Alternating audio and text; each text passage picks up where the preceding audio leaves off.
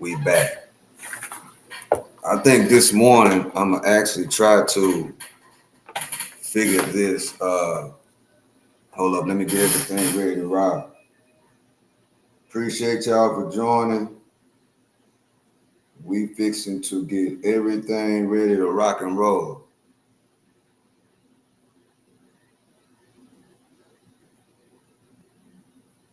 We finna get everything ready to rock. Let's see.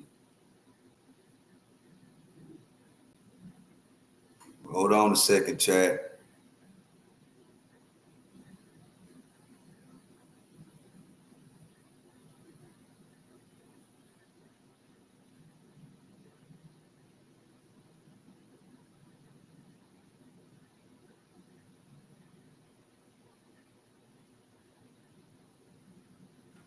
Let's see.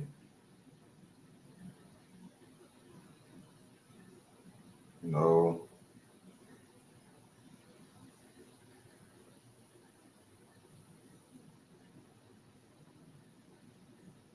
All right. Got that over here. I'm just trying to get everything ready to go.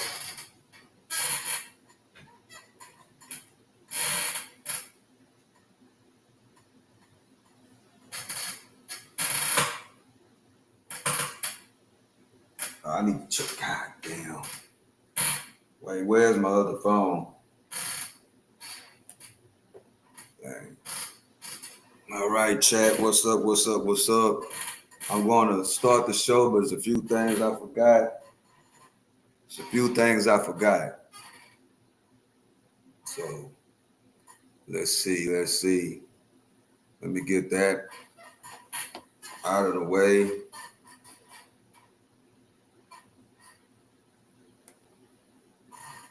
Get that out of the way. Yeah, what's up, chat? Good morning. Good way to start the morning. Appreciate y'all for joining. Hope everybody had a good sleep last night. You know what I'm saying? Hope everybody feeling good this morning. Some people are not feeling too good today. You know, wake up in the morning with stress, problems, crazy. So I'm going to react. You know, this is the Stock Sniper Morning Show. Appreciate y'all for joining. Hope y'all having a great morning so far. You know, I got to finish doing what I was doing yesterday morning. I was trying to see what's going on with my mic. So I think I'm gonna do that while we react to what's going on around the world. That's what I think. Because that's what I was trying. Let's see, connected. That's what I was trying to do yesterday morning, Chet. I was trying to get my microphone ready to rock. Because I'm trying to change things up and move things around. You know what I'm saying? That's what I'm trying to do. But yeah, appreciate y'all for joining, man. This is the Freedom of Speech channel. I'm your host, the one and only Stock Sniper. And it's a beautiful day. You know what I'm saying? It's a beautiful day. It's a beautiful morning. Hope everybody having a great day. It's a good day today. Get out, exercise, clear your mind, find something to do, just find something better to do. If you're miserable about your job, if you're miserable about anything in life, you know, you got to find something better to do with yourself. You know, it don't last forever, you know. The bitterness, the frustration, the anger, it don't last forever unless you let it. You know what I'm saying? You got to let it. And if you always bitter and angry, it's going to destroy you. You know what I'm saying? It's going to destroy you, and it don't look good. It really don't.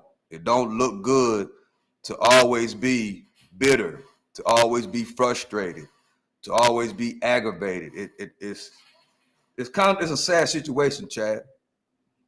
It really is, especially if the person don't recognize it. You know, it's a sad. You got to get a life, man. You got to get a life. You have to get out and live life. You know, you have to get out and be around other people. You can't be stuck up in the house somewhere, always bitter, You know, it will kill you from the insides, man. It literally, it will, you know, it will kill you from the inside. You know what I'm saying? And you wouldn't even realize it till it's too late. You know what I'm saying? So, you know, I pray for people that is in that type of situation, you know. And if you know somebody in that situation, you just gotta kind of stay away from them or just let them get it out their system. And you just gotta pray for them, man. Bitterness inside. A lot of people are bitter, you know, and take it out on any and everybody because of you know, maybe how they was raised, you know, how they were treated by their parents. You know, this is, you know, it's just different reasons why people are always bitter and frustrated. You know what I'm saying? You didn't think it was coming. I didn't think what was coming. I didn't think what was coming, Johnny Vega.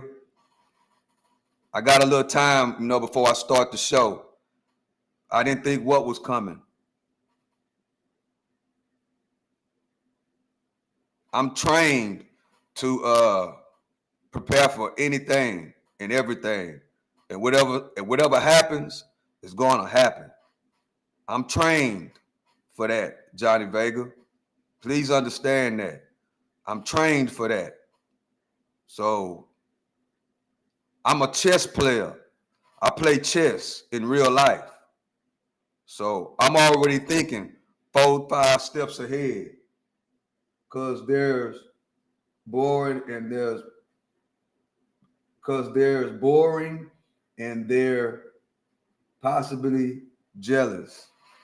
Well, so I think that some people just bitter, you know, bitter with life, bitter with the way they were raised, you know what I'm saying? Bitter for a lot of different reasons, you know what I'm saying? And a lot of people hold on to that bitterness and it eats them up from the inside out, you know what I'm saying?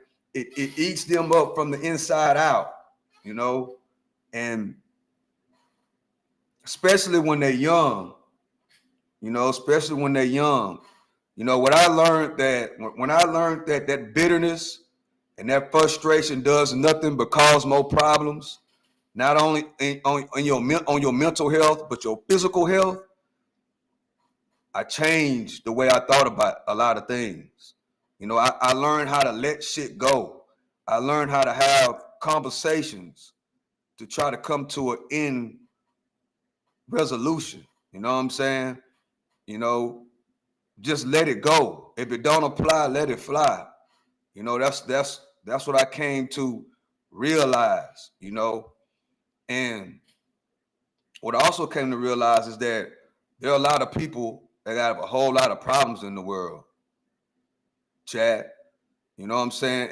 And the thing about it is these same people, since we all have some type of mental problems, right? But the thing is a lot of people want to ignore it. You know what I'm saying? They want to ignore it, you know.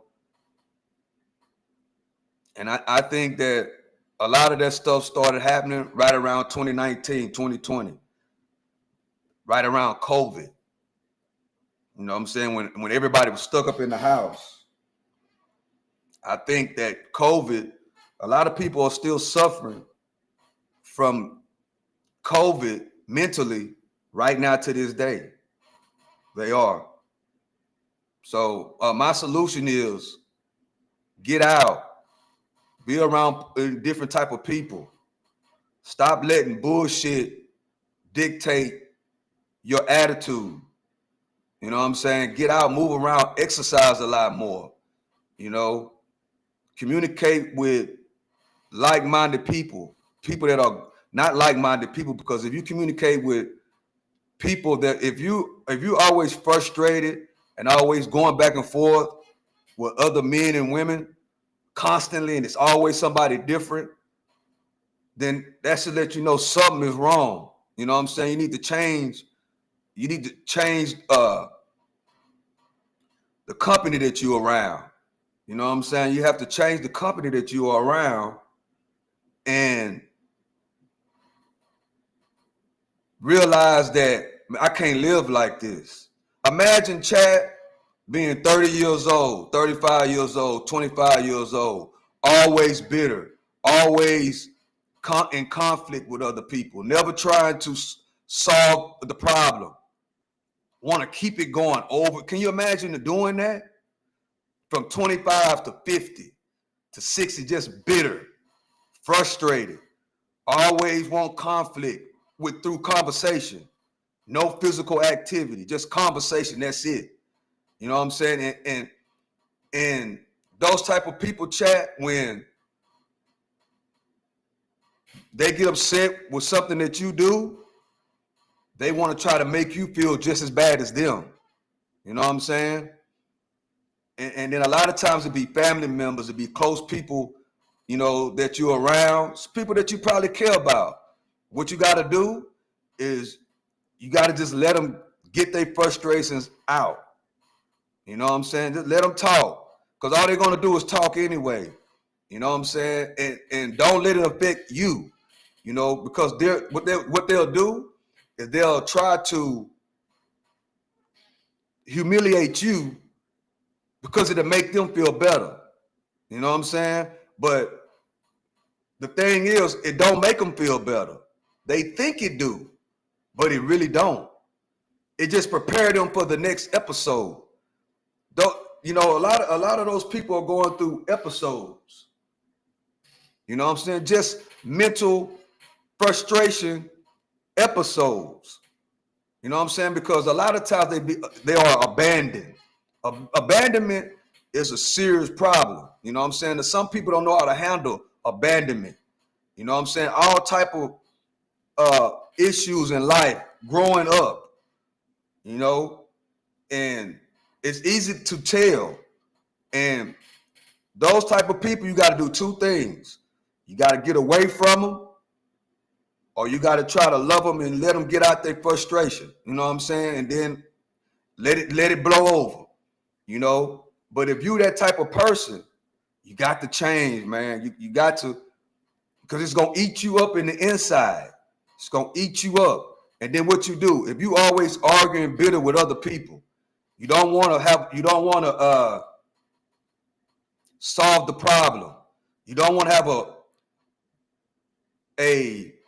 an adult conversation to solve the problem. And if you can't solve the problem, okay, I go this way, you go that way. There's other things in life than to be arguing and down talking another person for no reason. You think it is hurting them, but it's hurting you. You don't want to be 50 years old. You don't want to be my age. Still, imagine that, chat. Somebody 25 and 30 years old. All they do is argue. All they do, they can't get along with really nobody. Everybody they get along with is just like them. You know what I'm saying? And if somebody do something they don't like, instead of having an adult conversation, they lash out like a 6-year-old. And you 25 and 30 years old. Next thing you know, you don't change the way you think. They don't change the way they think. They do it next year, the year after. Next thing you know, 5 years pass. They still the same way. They're not trying to change and develop their mind. 10 years pass. They the same way. Now they ain't 25 no more. Now they 35 years old. Still arguing and beefing and complaining about any and everything. Still acting like a 6-year-old. Now this person ain't 25 no more. Now they 35 and acting like a 6-year-old. Time steady passing. They have not corrected themselves. They have not worked on themselves. They don't have good communication skills. It lowers your IQ as well. You know what I'm saying? If you keep on arguing with people, talking about people, when they make you upset, you know what I'm saying? Can't solve problems. It lowers your IQ. The older you get, the lower your IQ becomes. Next thing you know, you're 40. And then the person is still want to argue, don't want to solve the problem. Can't accept when somebody tell them something that they don't like. If somebody tell you something that you don't like, Okay, have a conversation with them. That's what adults do. Rain check. People ain't gonna tell you everything. People ain't gonna tell you everything you want to hear in the world. They not. In life, people are going to tell you things that you don't like. Whether it's at school, whether it's on your job, whether it's your parents, whether it's somebody that you really don't get along with. That's just how it works. So I'm finna go on and we're gonna go and start the show. I just had to get that out, you know what I'm saying? You know, because it's a lot of people that don't understand that bashing another man, thinking that's making you feel better, all it's doing is lowering your IQ. All it's doing is dumbing you down. Because once you get up, when you get upset, you're supposed to be able to have a normal conversation with a man, bro. When you get upset, you're supposed to be able to have a normal conversation with a man. It's called problem solving. You know what I'm saying? And if you feel like, so your way of solving the problem is arguing back and forth with a man or any other human being, trying to talk about them to make you feel better. It's not going to make you feel better. It's just going to make it worse on you, not on me. It's going to make it worse on you. You have to live. Hopefully you can, God will bless you to live to be 50. God will bless you to live. God will bless you to be 45 and good health at 45 and 50 years old. But man, if you always bigger than complaining, always bashing other men, can't have a conversation to come to a resolution, whatever the resolution might be,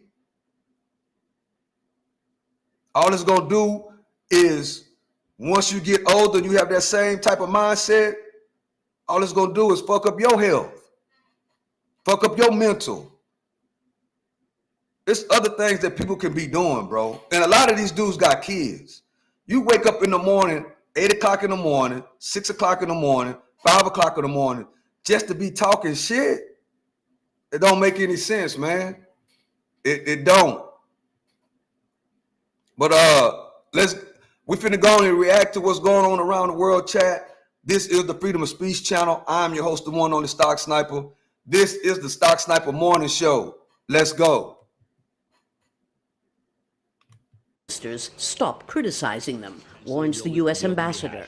There will not be a deal if there are people that are speaking about these negotiations that have nothing to do. That's what was going on with the mic yesterday. Something going on do with the negotiations. It's very disappointing when there's ongoing negotiations that ministers that have nothing to do with these negotiations are out making comments. He's referring to accusations that the 2.5 tariff increase, based on claims that Chile's allowing goods produced with forced labor to enter its supply chains, are a pretext to pressure Chile into meeting U.S. demands unrelated to trade. Specifically to join the Shield of the Americas, Donald Trump's regional security alliance. Chile's right-wing government is so far the only one that's having second thoughts about joining. The alliance is supposed to be about fighting drug cartels and crime. But it's also about something more important, the creation of a NATO type of alliance, the difference being with the real NATO, that in this case, Trump gets to set all the terms. International law attorney Paz Zárate says the arrangement could threaten Chile's sovereignty. Participating in operations that are coordinated under the joint control of the United States implies that you give up the control of your armed forces. At a regional meeting in Panama, U.S. Secretary of Defense Pete Hegseth called on Latin American allies to raise their defense budget by up to 5%, echoing the so-called Dawn Road doctrine that the Americas are the backyard of the United States. Chile's defense minister responded by saying that his country was no one's backyard. The United States is also pressuring Latin American countries to reject the authority of the International Criminal Court. It's a demand seen as an attempt to shield the United States and its allies from accusations of violating international humanitarian law. Rights organizations have accused the U.S. of extrajudicial killings for striking suspected drug smuggling boats in the Caribbean and Pacific. More than 200 people have been killed. Chile, it seems, does not want to be seen as an accomplice. But even for a right-wing government like Chile's, there's a price to be paid for asserting one's independence, and it could be high. Lucia Newman, Al Jazeera, Santiago. And still ahead here on Al Jazeera. Cuba's energy crisis forces the government to relax the rules on school uniforms after many children were unable to get one for the new academic year.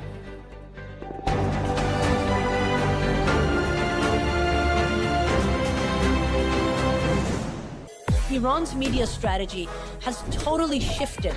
The relationship between legacy news media and the president is incredibly tense. What the algorithm can say, what the algorithm cannot say. These are all policy decisions that are driven by human beings. That narrative has spilled over on social media. Do we have an expectation that the billionaires are going to prioritize free speech over their investment? The Listening Post decodes the media on Al Jazeera. Most of the people here have walked for more than a week to get I'm here. back, more than 1,000 people living in this settlement, and all of these shelters have sprung up within the last. He was known as the Sailor King, a monarch who guided Norway through more than 3 decades of change with quiet dignity. King Harald V came to the throne in 1991, following the death of his father. But long before the palace, there was the sea. He was a competitive sailor who represented Norway at 3 Olympic Games. But that came after a childhood marked by war. Born in 1937, Harald was just 3 when Nazi Germany invaded Norway. The royal family fled, and he spent part of the war in the US before returning in 1945. Harald helped give Norway's monarchy a modern face. As Crown Prince, he fell in love with Sonja Haraldsson, the daughter of a clothing merchant. Their relationship challenged royal tradition when, after years of waiting, his father finally approved the marriage. But today, the Norwegian royal family faces a very different kind of scrutiny. Crown Princess Mette-Marit has faced controversy over her past relationship with Jeffrey Epstein, and her son was sentenced in June to 4 years in prison after being convicted of 2 counts of rape, domestic violence and other offences. In contrast, Harald's own reign was defined by untroubled dignity, representing Norway at home and abroad, standing above political divisions. His informal style became part of his appeal. 40 years, about 40 years. And despite repeated health problems, he rejected calls to abdicate, saying he'd made a lifelong commitment to the Norwegian people. Now, the country faces the end of an era with the loss of a king, a sailor, and for many Norwegians, simply a familiar presence. And Neve Barker has your headlines next. Stay with us. We travel to the city of Kaya. The 2-hour road journey from Ouagadougou has become too dangerous. The dangers are real. These Canadian forces carry live ammunition. We have 2 helicopters above us. On boats like these that migrants pile up, this is where they eat and drink. Sometimes they run out of petrol. Despite the risks, we're seeing residents returning to their homes in search of their belongings. Displaced people living in dire circumstances without any help from the government. Hard-hitting interviews. So Africans are owed reparations. Reparations are a right. I do not even understand why there is still debate. Facing realities. How do you think that Andy Burnham will define Britain's position in the world? He is very pro-European. I think in his heart knows that Brexit was a bit of a disaster. Thought-provoking answers. What questions do you hope Americans are asking on this anniversary? They're not asking the right question. Of exerting pressure. Nowhere is that reversal clearer than in Lebanon. Hezbollah was once cornerstone of Iran's defenses, but it was weakened, and Tehran has increasingly found itself using its own military power to deter pressure on Hezbollah. Syria, once Iran's corridor to Lebanon, is now controlled by its opponents. Iraqi factions are more constrained. Yet Yemen showed that alliances can still widen the battlefield, with Ansarullah, the Houthis, applying pressure around Bab el-Mandab. Now Washington is targeting what Iran needs to sustain this new strategy: money. New sanctions aim to squeeze oil revenues, shipping, and financial networks that turn exports into usable currency. Iran has decades of experience circumventing sanctions, but maintaining direct deterrence is expensive, particularly while fighting a war. 6 months on, Iran's old strategy has been relatively damaged, but under fire, it's already constructing a replacement.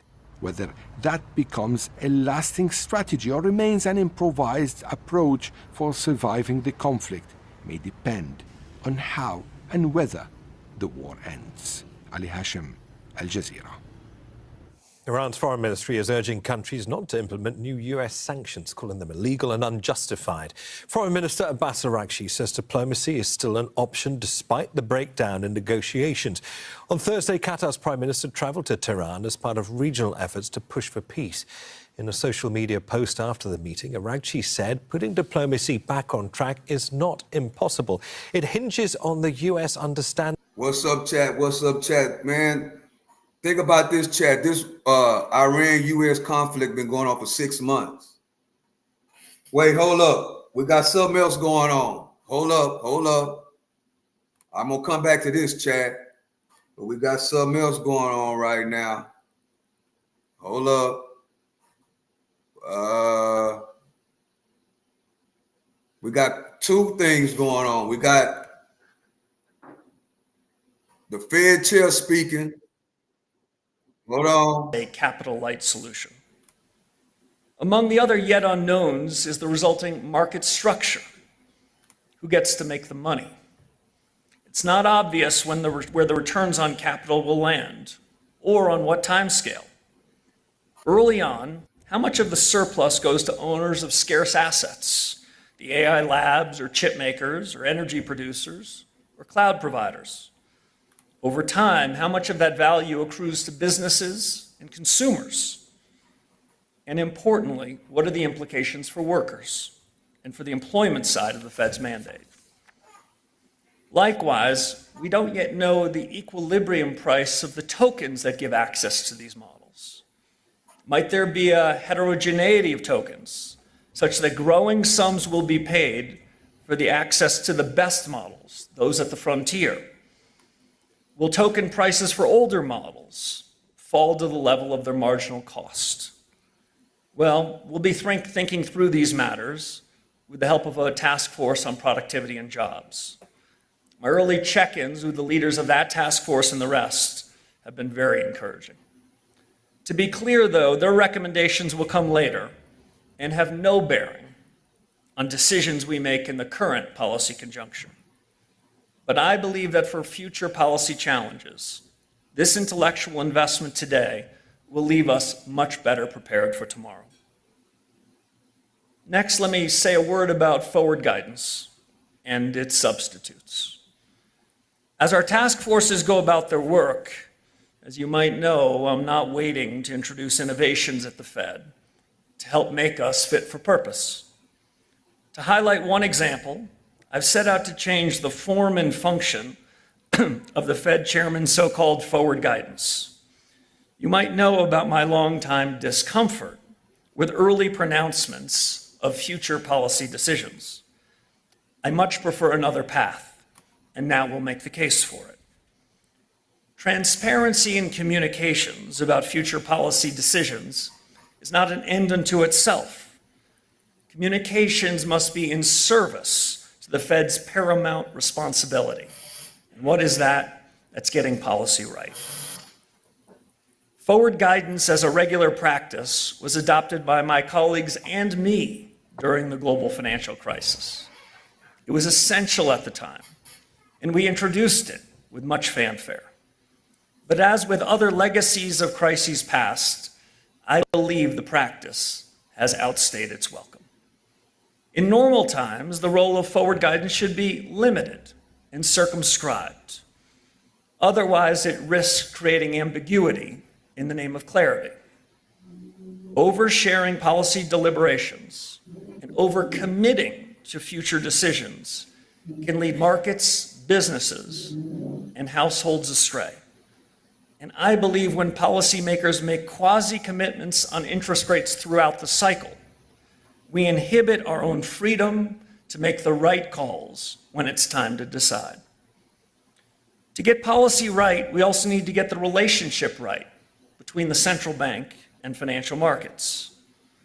The Fed needs clear market signals, as unfiltered as possible, from market internals, from the level and change in asset prices across sectors, the prices and trading volumes of Treasury securities, the foreign exchange value of the dollar, the cost and availability of credit, a broad set of commodity prices.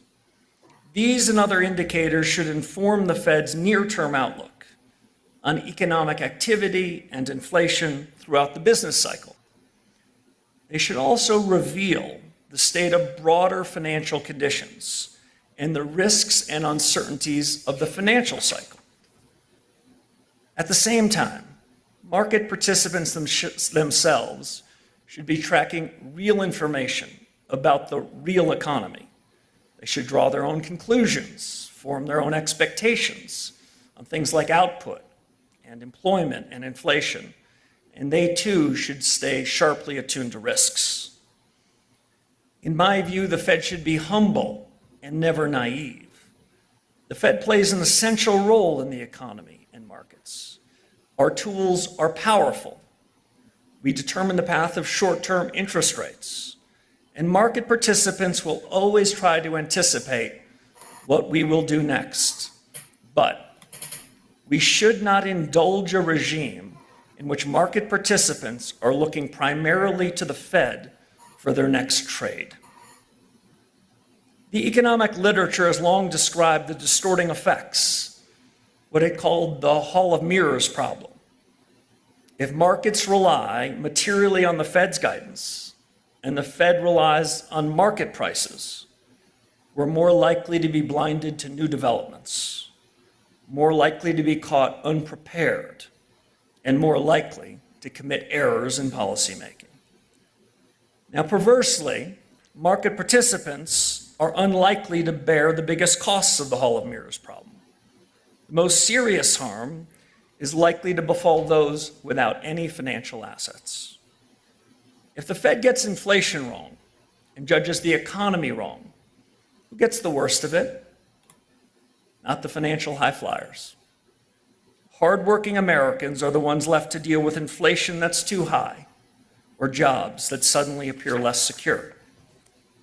So, if forward guidance is ill-suited to normal times, how about the new Fed chief commits at a meeting just like this to some explicit reaction function?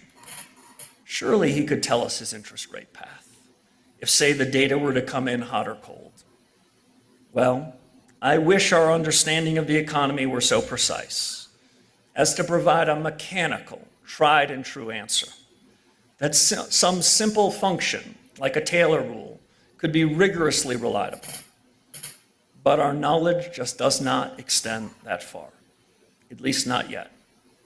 And other factors most relevant to the proper conduct of monetary policy, they change over time. Providing forecasts to illustrate the Fed's reaction function works better in theory than in practice. Better. Hey, what's up, chat? What's up, Robin? What's up, OG Nappy Pappy? What happened, Mr. Stock? We're not concerned about that, bro. We're not concerned about that, OG Nappy Pappy. We keep it pushing. It's not even a concern. In the lab than in the field. I am not alone in noticing that forward guidance in 2021, to cite just one example, might well have slowed the policy response to high inflation.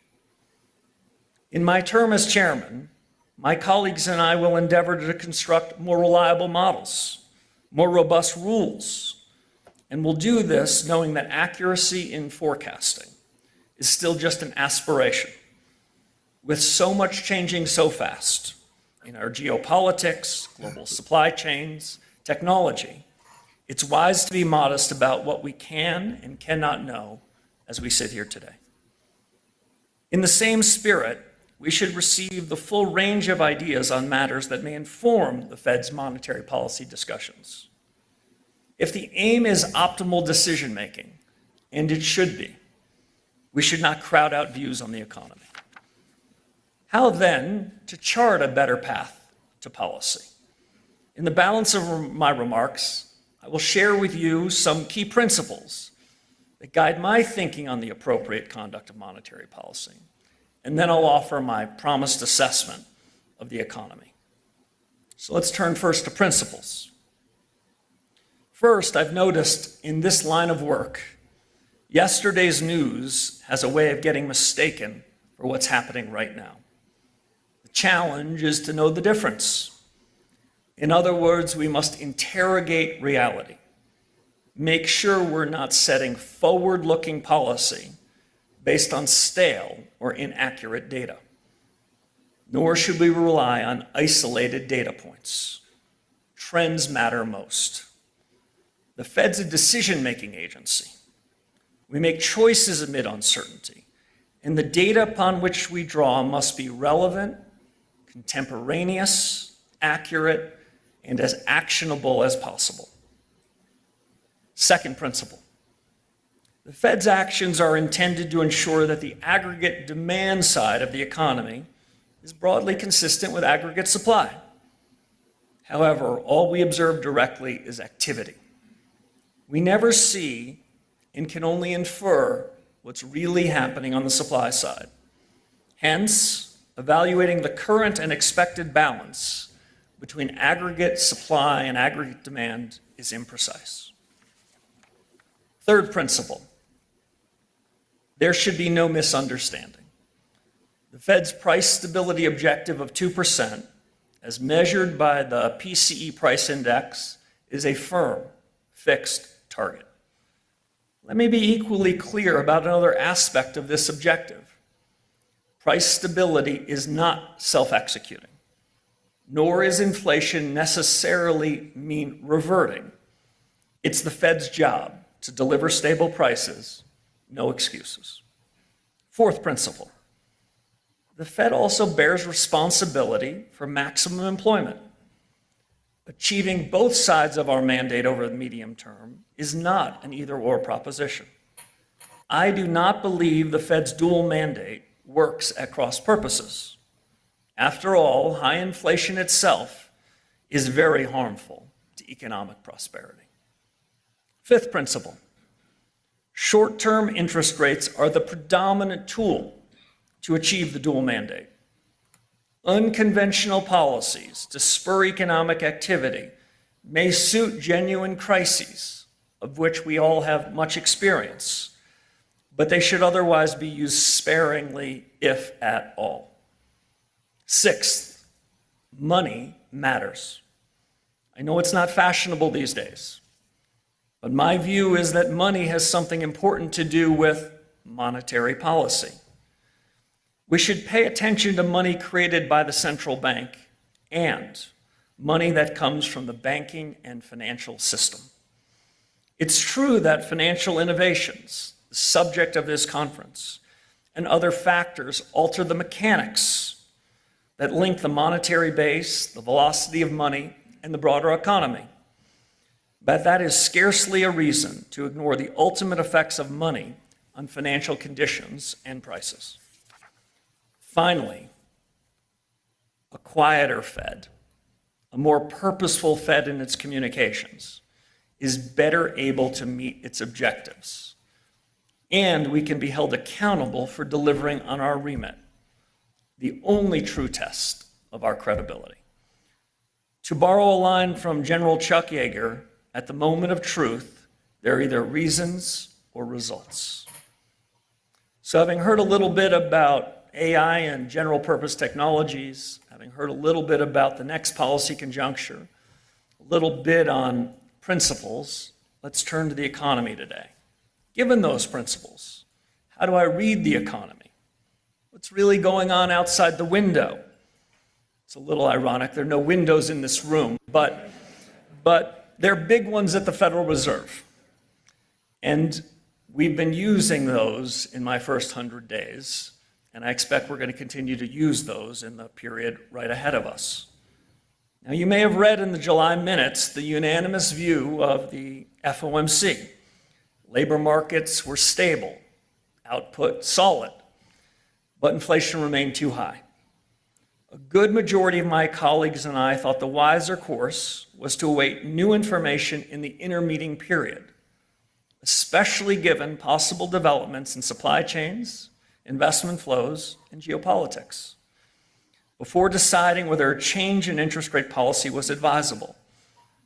And we expressed our joint readiness to act as circumstances require. For my part today, as we sit here, I'm impressed by the overall performance of the economy, which appears to have strengthened. One indicator of strength is how well an economy holds up under stress, how well it holds up under shocks. On that score, both Main Street and Wall Street have been remarkably resilient. Several other observations. Business CapEx is rising rapidly. The 4-quarter change in investment in equipment and intangibles has been around 9%, its highest growth rate since 2021. And more than half of the CapEx growth can likely be ascribed to the build-out related to AI. What about profits? For the firms in the S&P, profits have grown more than 20% over the past year alone.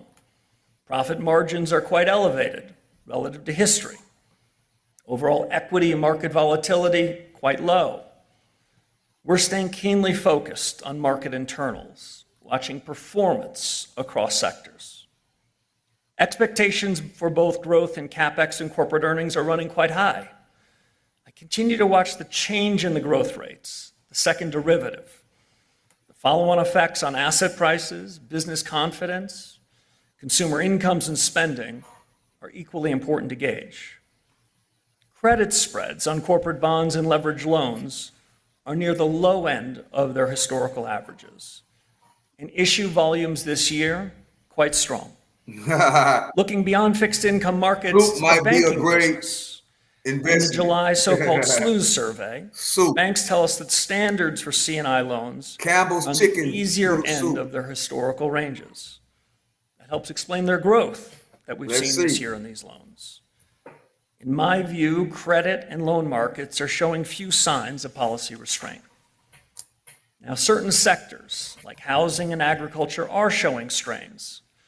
But on balance, I would be hard-pressed to describe broad financial conditions as restrictive. Real consumer spending has been healthy despite these shocks, increasing more than 2% over the past 4 quarters. If you combine consumption with the brisk investment we talked about earlier, private domestic financial purchases have also risen. These purchases have increased at a pace of nearly 3% or so far this year. That's a measure that typically carries more signal than GDP. The trend here, too, positive. So on the employment side of the Fed's dual mandate, our country's doing well. Labor markets are quite stable. The jobless rate at 4.1% remains low by historical standards and hasn't changed much in a couple of years. CPB. Unemployment claims on a 4-week moving average, an empirically robust real-time indicator, are near their lowest level in decades. Let's see. In my view, the relatively low turnover in today's labor market is partly a result of the significant rematching between employers and employees that happened in the post-pandemic environment. But when labor supply is barely growing, monthly job gains are naturally going to run low. There are always areas of concerns in the labor market. For example, among recent graduates. In general, though, people who want to work, by and large, are holding or finding jobs. They may well be concerned about future labor disruptions, but as of now, I believe the labor markets are broadly concerned. Green Eyes in the chat say soup might be a good investment. Let's check out. We're gonna go to the charts now. We're gonna look at Campbell's soup. We all like to eat Campbell's soup. We know when we get sick. Well, not me. I haven't been sick in over 10 years. So, but a lot of people that catch colds, sore throat, fever, flu, you know, they like to eat Campbell's soup. Well, here you go, chat. We got Campbell's soup right now. Shout out to Green. Let me see. Shout out to Green Eyes. Just threw a nugget out there. Soup might be a good investment. See, that's why I love the chat. That's why I love the people that come rock with us over here. Sometimes it be a lot of people. Sometimes it's not really that many people that come in here, but guess what? It's quality over quantity. Guess what? Green Eyes just coming here and chunked us a nugget. Soup might be a good investment. Okay, let's go look at the Campbell's Company, which owns Campbell's Chicken Noodle Soup that we know about. You know, a lot of us raised on Campbell's Chicken Noodle Soup whenever you get sick, you know. So let's look at it. Campbell's Soup is right now hitting a bottom. Look, Campbell's Soup is now bouncing off that support right there. Let me change this to green. Basic chart analysis. Change this to green. Campbell's Chicken Noodle Soup is bouncing off support at about $23.50. Okay, let's go over here and, you know, see what's going on with the company. Boom. Real quick on how to look up a company. Go to Yahoo Finance real quick and check it out.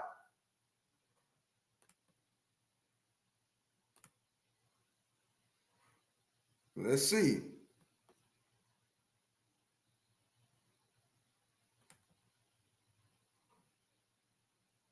Check it out a little bit. Just quick little check out. It does pay a dividend. It does pay a dividend. It's moving kind of slow right now, but it does pay a dividend. 23 cents a share. A good long-term investment, in my opinion. Let's see. Let me go back. A 23-cent per share dividend. And it's moving slow. What the heck is going on? Let me go back.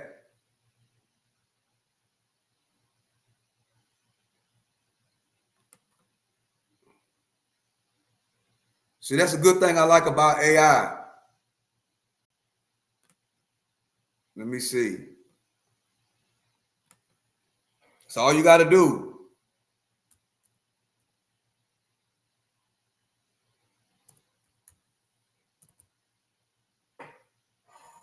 Quick little search. Don't take much.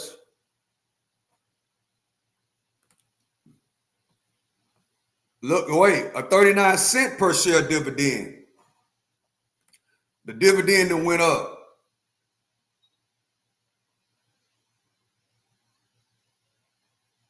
Shout out to Green. Shout out to Green Eyes, who threw us a bone. Of course, you got to do more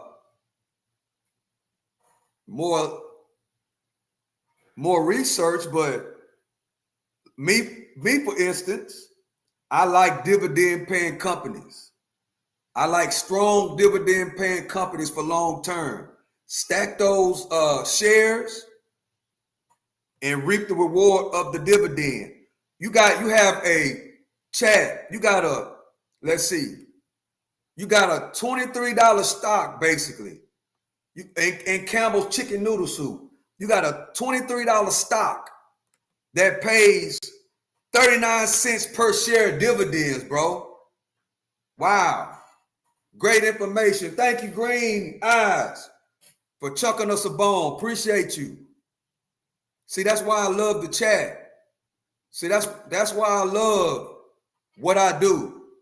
That's why I love, because guess what? Somebody's going to come and give us good information. Somebody's going to chuck us a bone, as I call it.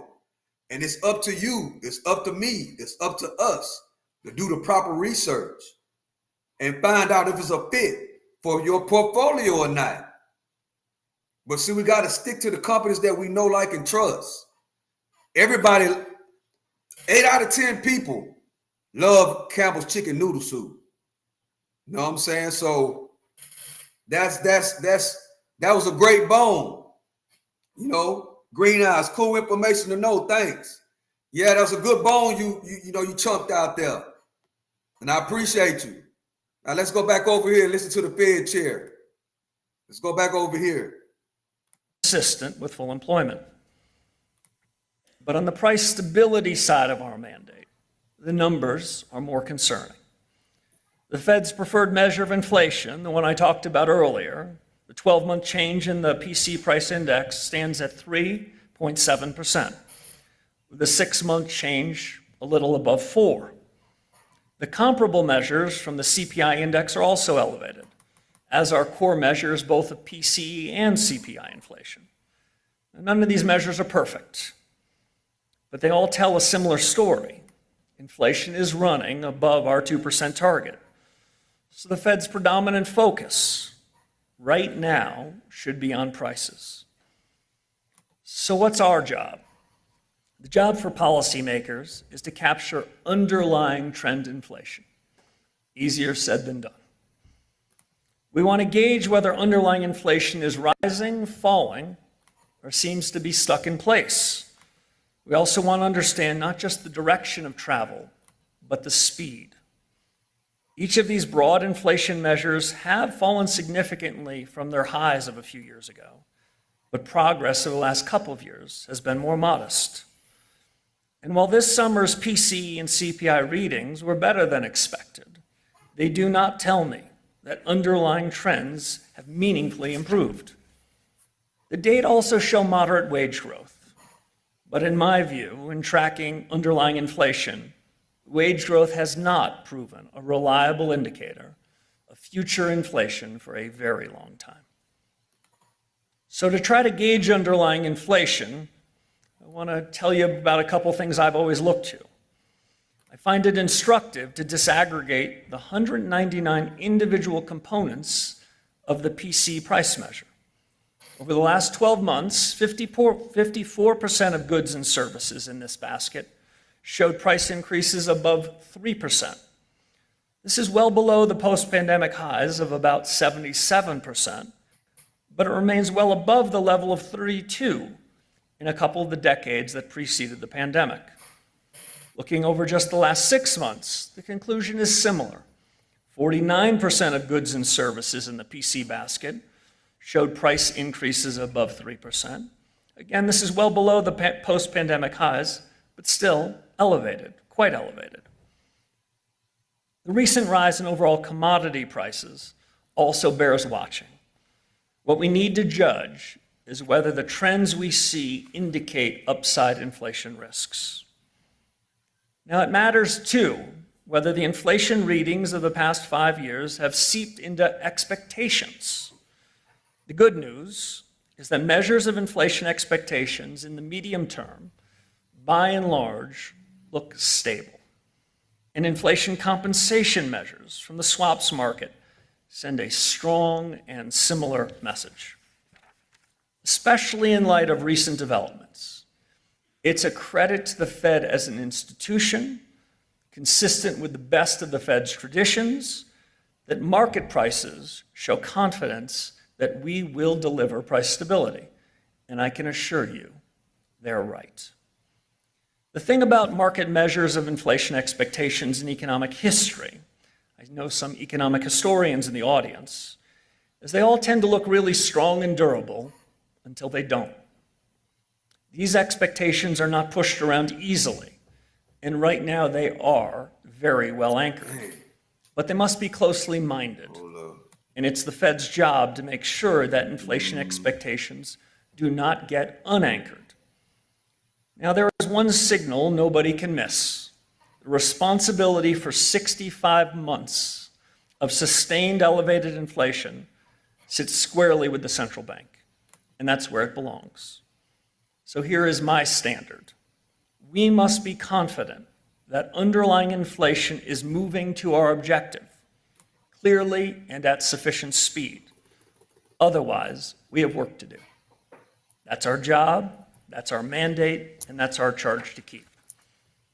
So I've covered quite a bit of ground in the last 25 minutes or so. Let me see if I can conclude this way. I stand here today committed to a discipline, not a decision. My Fed colleagues and I are hardly the first to hold these positions in a time of great consequence. We are determined to redeem the time by doing our very best work. For those of you that know us, you'll know the following is true. We take our responsibility seriously, with humility and with resolve.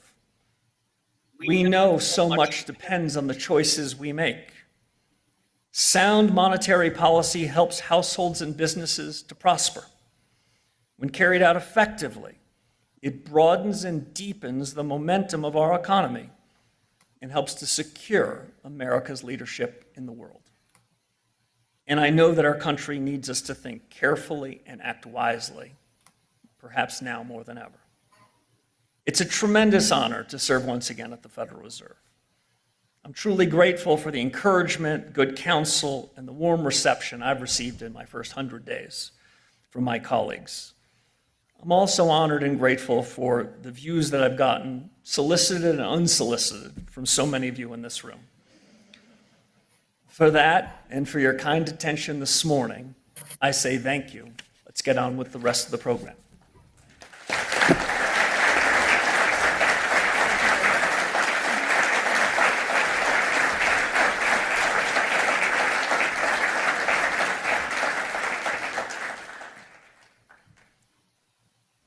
Thank you very much, Kevin, for getting the conversation going. Could our first set of panelists come up to the stage? So Kevin, thank you. Is that it? If it is, it's over with, man. We missed a lot of it. We missed a lot of it, Chad. Well, it didn't even last that long. We missed a lot of it, I think. Maybe not. The decisions we make in the current policy conjuncture. We're going to move over here. It is Al Sharpton's march going on. We're going to move over here right quick and check out what's going on here with this march, voters' right march. Hold on, wait, man.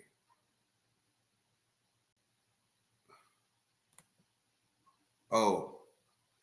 Move over here to these voters' rights march as we keep the show going. Appreciate y'all for joining me and rocking with me. What do you think about Marvel stop?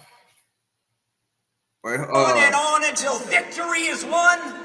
We look at We didn't start marching 63 years ago. We started marching 3,000 years ago when our people rose up out of Egypt, and we will march for another 3,000 years if that's what it takes until victory is won. Amen? Amen. We'd like to thank some of our partners. So when you hear your name, make some noise. March on Washington 2026 proudly partners with these democracy protection organizations. DC Vote, Declaration for American Democracy, Democracy Forward.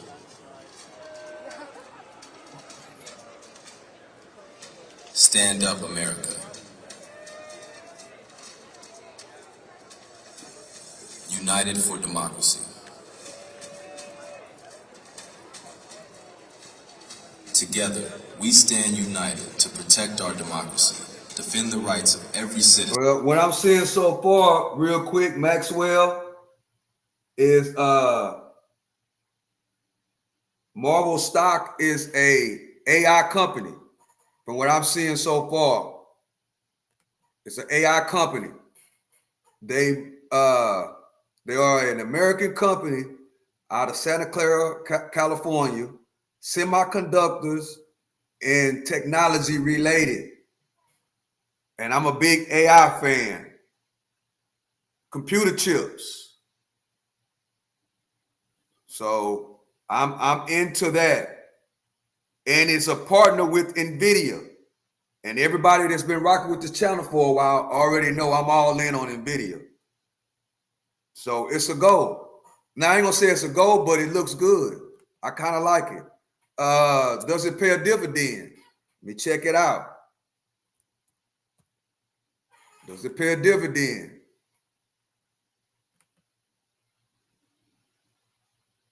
That's what I love about this. Yeah. An annual dividend. Quarterly of 6 cents per share. For a $224 stock, I would like the dividend to be higher than 6 cents per share. But let's see. Just as me looking at it right now, you know, I like dividend stocks, high quality dividend stocks.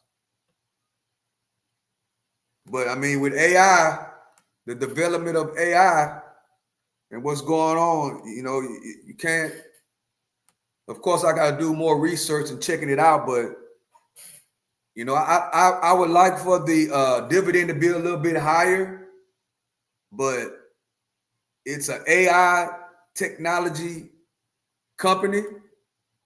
It is a partner with NVIDIA. And so far, I give it a good check.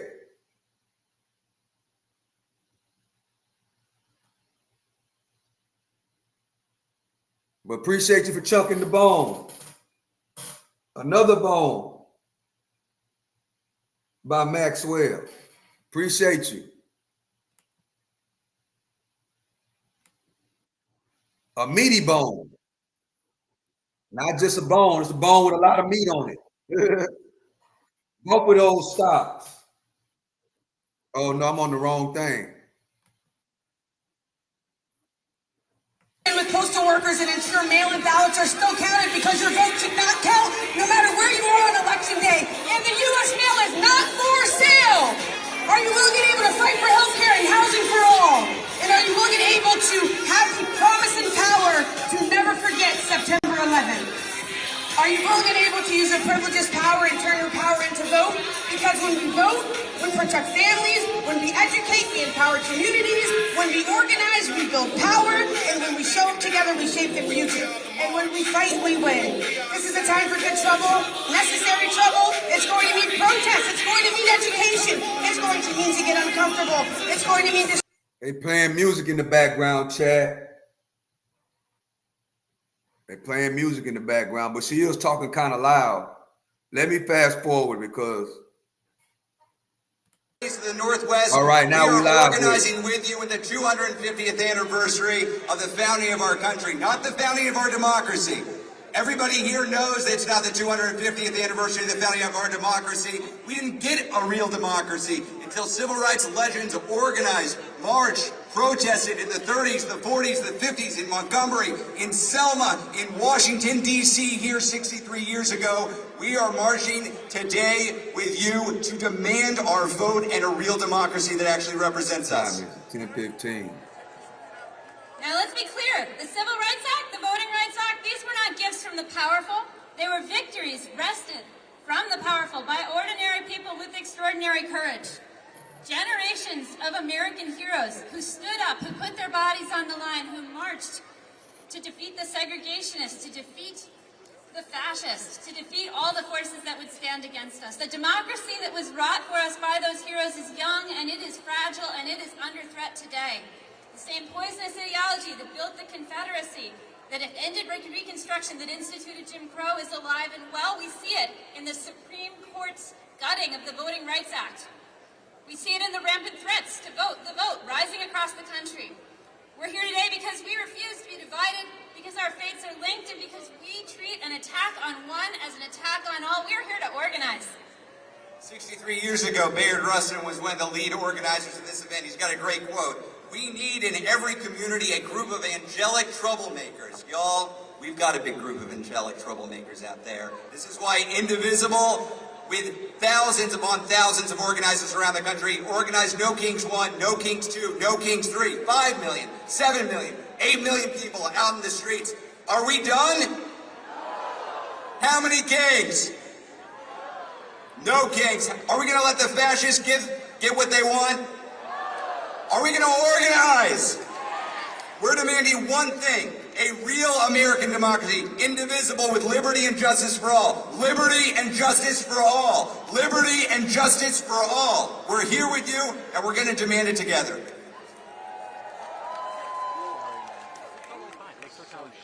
Let us now welcome Maurice Mitchell, National Director of Working Families Party.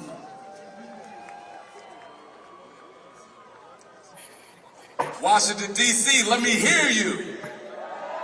My name is Maurice Mitchell. I am the National Director of the Working Families Party, where we believe the radical idea that in a democracy, people like you and I should govern, not the uber wealthy and certainly not giant corporations or oligarchs. If that's an idea that you believe in, let me hear you, Washington, D.C. Now, I don't have a lot of time with y'all today, and this is a non-partisan event. And as a person who leads a political party, that's the easiest and hardest thing in the world. Easy because I don't believe the story that it's about red versus blue. I believe the majority of this country is feeling a righteous anger against injustice, so I'm here on behalf of that pissed off majority. Let me hear you if you're part of that pissed off majority. Now, let's talk about partisanship. A partisan is someone who supports a people or a cause. So if I am a partisan, I am a partisan for working people still struggling to get by in the richest country in the history of the world. If I am against anyone, I am against those who think healthcare and childcare and a good paying union job and a home you could afford and time with your loved ones should be out of reach for anybody. I am against the Christian nationalists who corrupt scripture or the tech bros who want more while we all get less. I am for white farmers who used to don those red hats, but who now fight side by side with black and brown folks in Tennessee against data centers that corrupt their land, drive up utility costs, and drive profits for the wealthy. I am a partisan for black folks in the South, still fighting for voting rights. To hell with the corrupt Supreme Court. I am for the folks in Minneapolis and LA who risk life and limb for their neighbors when masked men with guns occupied our cities. I am for children in Tehran and Palestine facing missiles paid for by our tax dollars, resources that should go to building schools and feeding children versus bombing schools and killing kids. We are not the crazy ones. What's crazy is continuing to accept the status quo constructed by the architects of war and division that have only brought misery and ruin to our world. When has that ever worked for us? This is crazy, Chad. Why are they playing music while the dude is talking, bro? Why are they playing music while the dude is talking at the protest?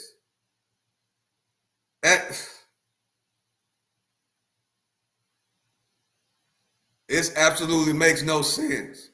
Why are they playing music while the dude is trying to get a point across at the protest?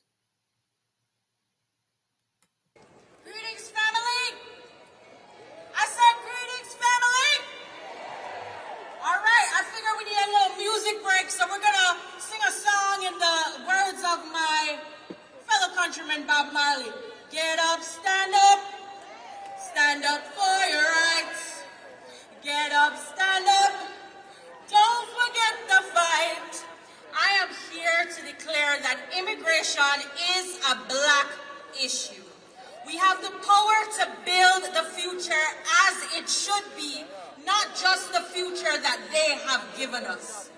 Black immigrants are Black America. We are family, we are community, and we are here. And what does freedom look like? Freedom to walk our streets without harassment. Freedom to drive without fear. Freedom to cross cities, states, borders, and see the people we love and know we can come home. Freedom to keep our families together and not in detention centers. Freedom to be at home. I want that freedom for all of us. Black immigrants, immigrants, all of us. The freedom to work, worship, organize, vote, dream, and thrive. Because freedom should never depend on the color of our skin, or where we were born, or the passport we carry, or the legacy of this country, the papers in our pockets. Our freedom belongs to all of us, and with freedom comes possibility.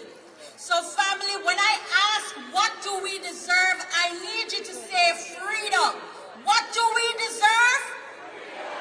What do we deserve? That's right, and we will march for it, organize for it, and stand up for it always. We deserve freedom. I'm Patrice with our DocuBlack Network. Thank you for joining me here today. Let us now welcome Derek Johnson, President and CEO of the NAACP.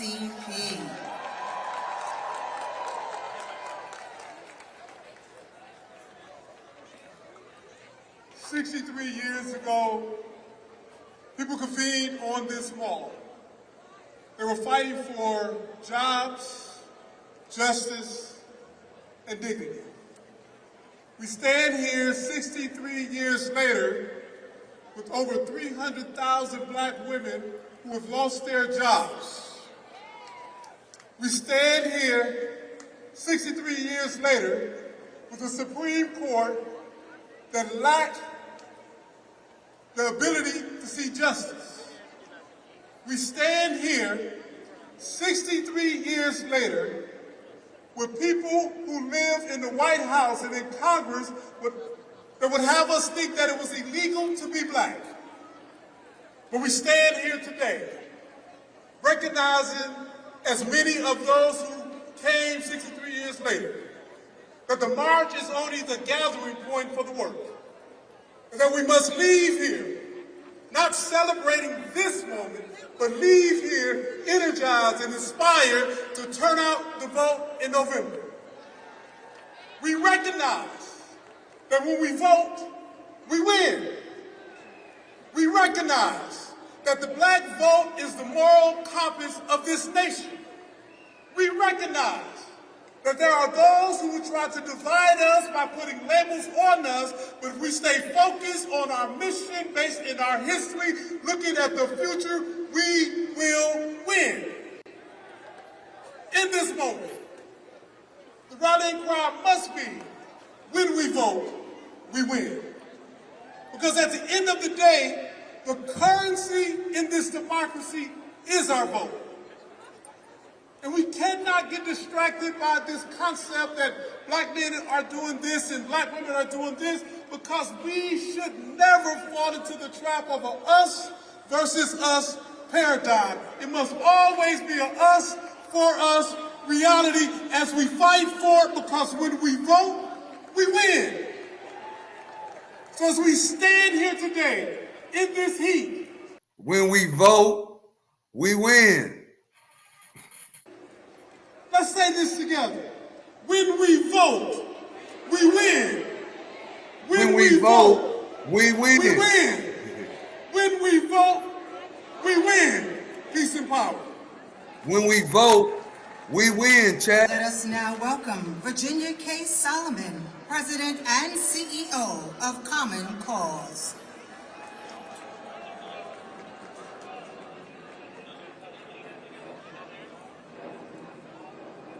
My name is Virginia K. Solomon, and I am the president Common Cause, here representing our more than 1 million members around the country.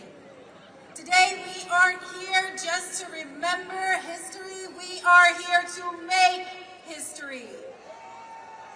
Look around, just as the civil rights leaders of the past stood in the face of authoritarianism in the South and throughout the country, so too do we. We live in a time of military occupation, corruption, conflict, and the dismantling of civil rights. State-sponsored murder by ICE agents, unbridled capitalism. And we are living through white supremacy. We're going to come back to that, Chad. And while we got a lot going on today. At times, we are winning. We're going to come back to that, Chad. We got a lot going on today. We got the Fed chair speaking. We got Al Sharpton, no justice, no peace rally. And then we got Trump at NASA. We're finna go over there right now. To introduce got a lot Colonel going on, Matt Chad. Anderson, the Deputy Administrator of NASA. Thank you, ladies and gentlemen. Man. We got a lot going on, Chad. Trump is finna speak at NASA, which is right up the street, by the way. He's about to speak at NASA. Real soon. And then we also got the verdict on Clancy, the lady that killed her kids and jumped out the window. And then we got everybody at marching at Washington, D.C. So what's up, chat? What's up, chat? Appreciate y'all for joining. This is the Freedom of Speech channel. This is the Stock Sniper Morning Show. Appreciate y'all for coming through, rocking with me. It's a lot of things going on in the world. It's a lot of things going on in the world today. It's very, very active. And I just named just a few things. Since a lot of things going on and around the world, then worry about bullshit and bubblegum. Gotta pay attention to what's really going on. Okay, here we go, Chad. Patriots as well. Thank you all for coming. Director Kratsios, Director Vogt, Director Hassett, Special Assistant Donahoe, Assistant Secretary Coleman, Deputy Secretary Danley, Chairman Cruz, Chairman Babin, Representative Elzy, Lieutenant Governor Patrick, Dr. Bonin, Representative Paul, Ambassador Fertitta, and Dr. Pyrebuff. Our astronauts, distinguished guests, welcome to Johnson Space Center. What a morning. As the chairman said, it's a good day to be in the great state of Texas. Yeah, let's do it.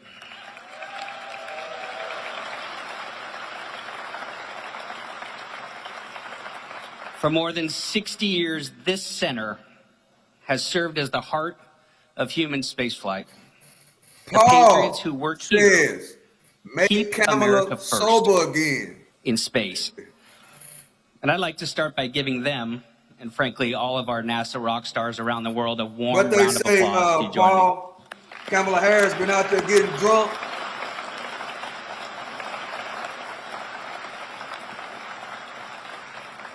Just up the road here at Mission Control, Capcom Charlie Duke was the first to hear Neil Armstrong tell the world that he had taken one small step for man, one giant leap for mankind.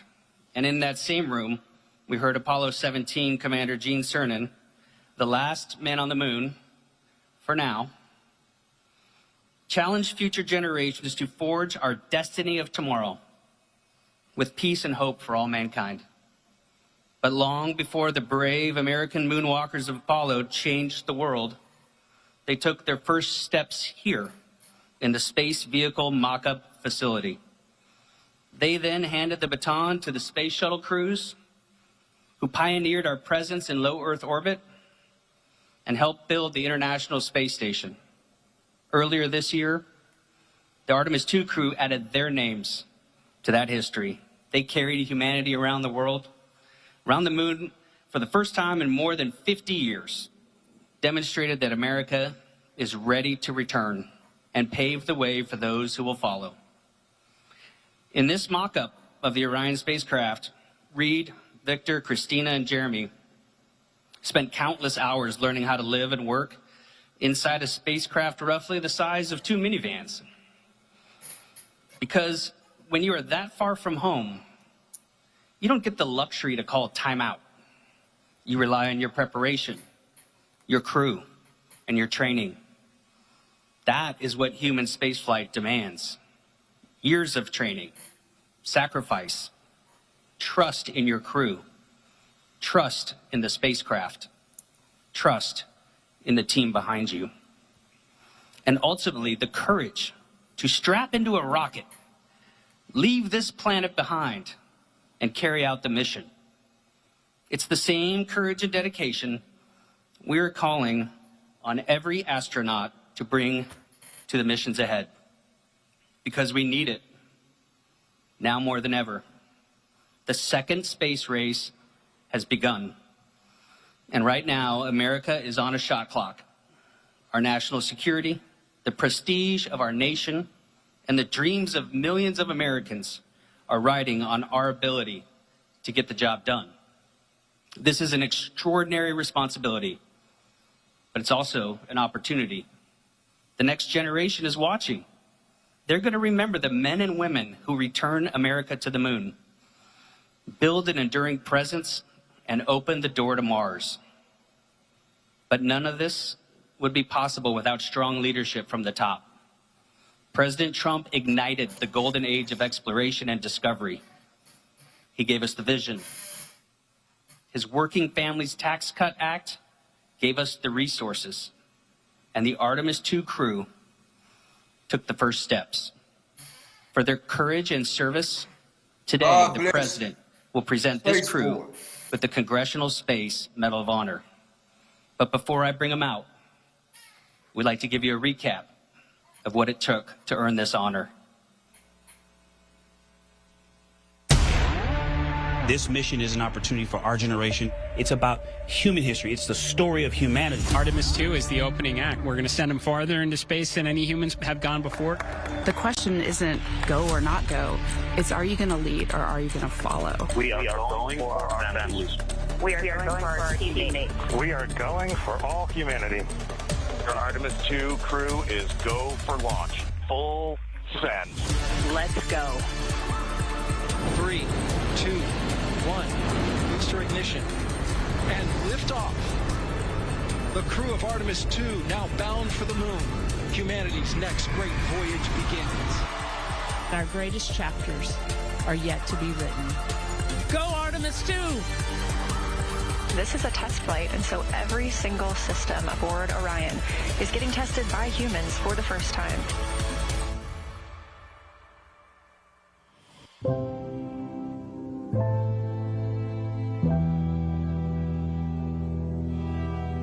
Our science team helped us out with a couple of craters on the moon that have not been previously named. A number of years ago, we started this journey in our close-knit astronaut family, and we lost a loved one. Shout out to Cat. There's a feature in a really neat place on Shout out to you. and we would like to Endure young people and advance beyond their chaos. This chaos.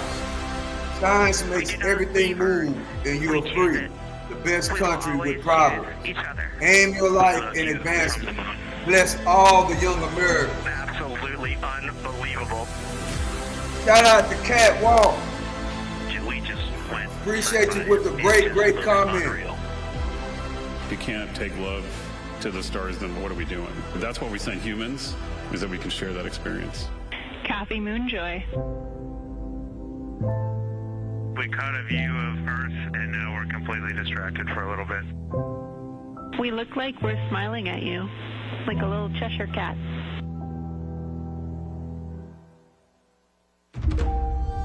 We all just had that weird vibe of backing up and we were getting sad.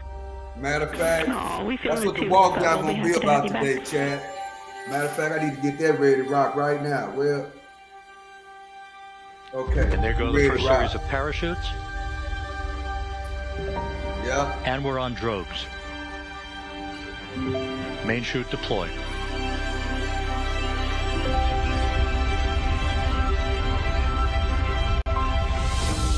Splashdown confirmed at 7:07 p.m. Central Time. new chapter of the exploration of our celestial neighbor is complete. Welcome home. Integrity's astronauts back on Earth. We took your hearts with us, and your hearts lifted our hearts. The golden age of exploration has begun, and we are just getting started. America, ladies and gentlemen, it is my privilege to bring to the stage Mission Commander Reed Wiseman, Pilot Victor Glover, Mission Specialist Christina Cook, and Mission Specialist Jeremy Hansen. Give it up for your crew of Artemis II.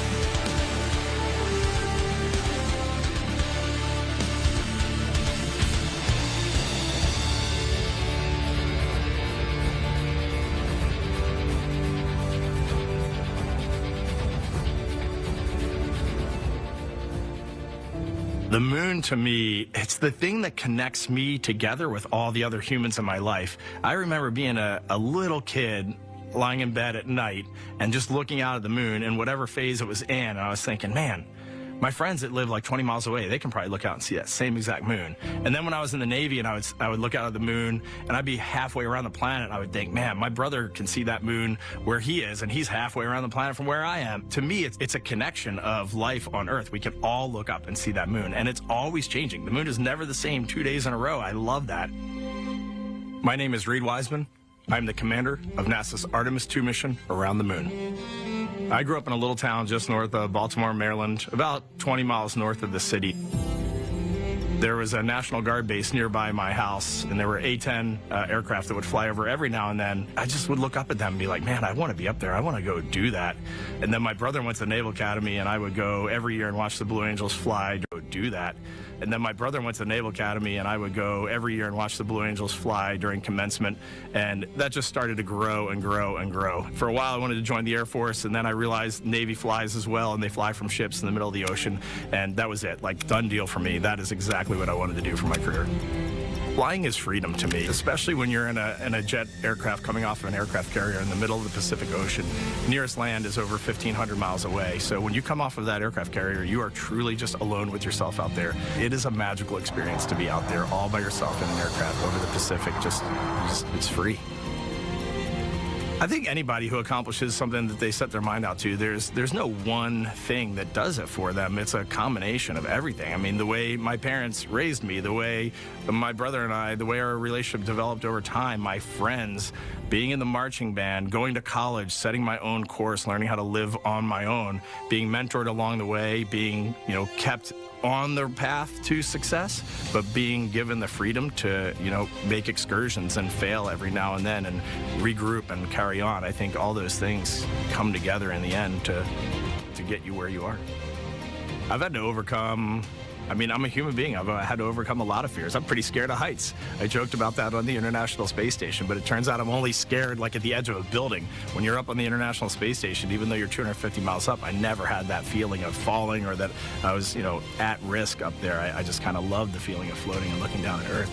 There have been challenges all throughout my life. By far, the biggest challenge was losing my wife in 2020 to cancer and now raising two daughters who are grown up now, but that's been the biggest challenge by far I've ever had to face. It is not easy being an only parent, trying to work a full-time job, and raising two kids is something that I think about every single day. I'm very proud of the work I've done. I haven't always done it well, but I've always shown up and tried as hard as I possibly can.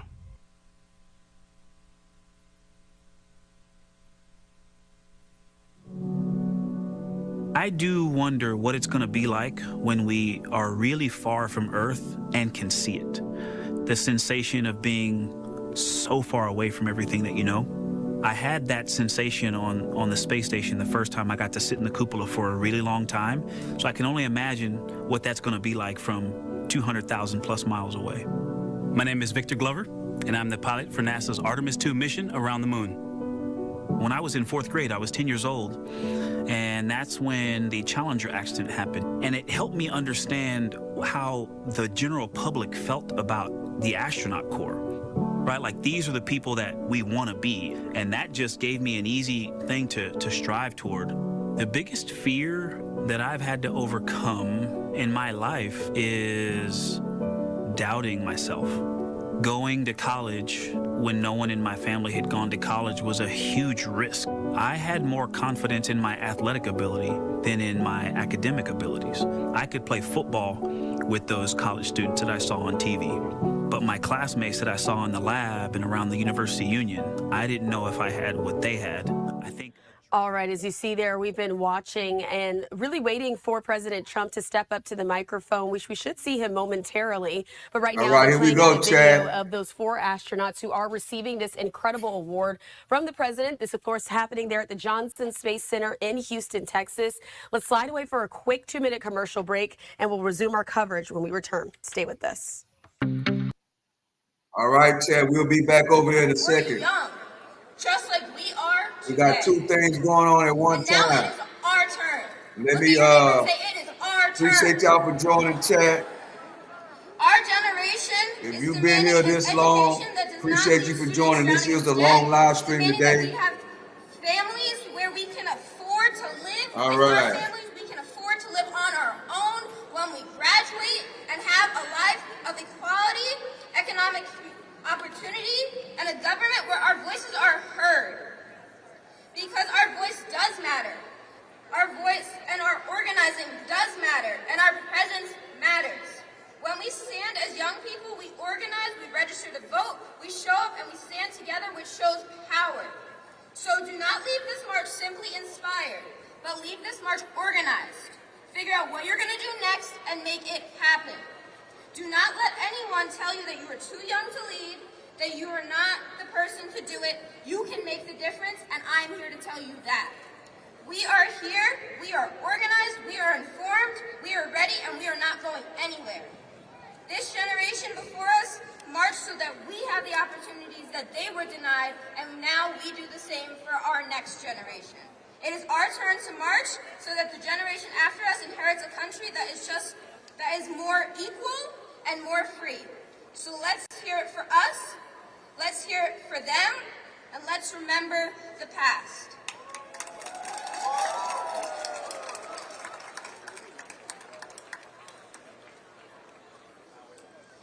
Good afternoon, my brothers and sisters. My name is Daryl Coles, National Project Coordinator for Black Youth Vote, a signature program under the umbrella of the National Coalition on Black Civic Participation. And it's truly an honor and pleasure being here with all of you today. Today, we are standing on sacred ground, but we are not here simply to remember history. We are here to continue it. We are here to write into history. Our generation is next up. It's our responsibility to keep the mantle going, and we're standing on shoulders of people that bled and fought and died for our right to be here. So thank you for all you freedom fighters for being here, our brothers and sisters behind us, the next youth leaders, and we will continue on to fight. And thank you to my black youth delegations that's out here that came across the country to speak up truth to power and to keep fighting for millions of young black voters across this country. We will continue the battle, and peace and power, my brothers and sisters.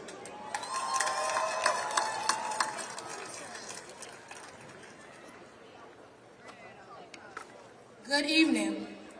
My name is Yakaja Madam.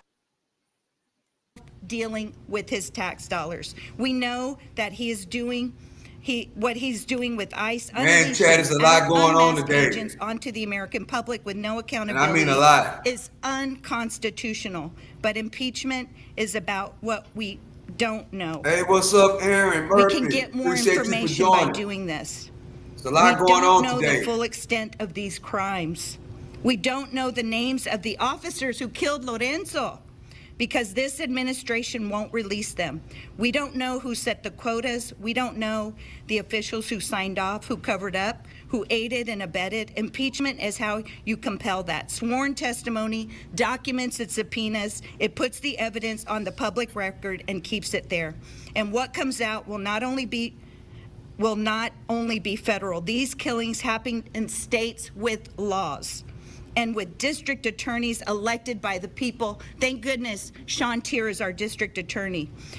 When the evidence is on record, local prosecutors can act on it. This administration will not be in power forever. The record will outlast it. And this is what justice and accountability and transparency are about. I want to close. I know I'm speaking too long, but I just want to remind folks that in November, we can start to change this. The fact that district attorney who was elected by the people, a Democrat, is making sure that we're bringing this to the grand jury is important. Let's remember that.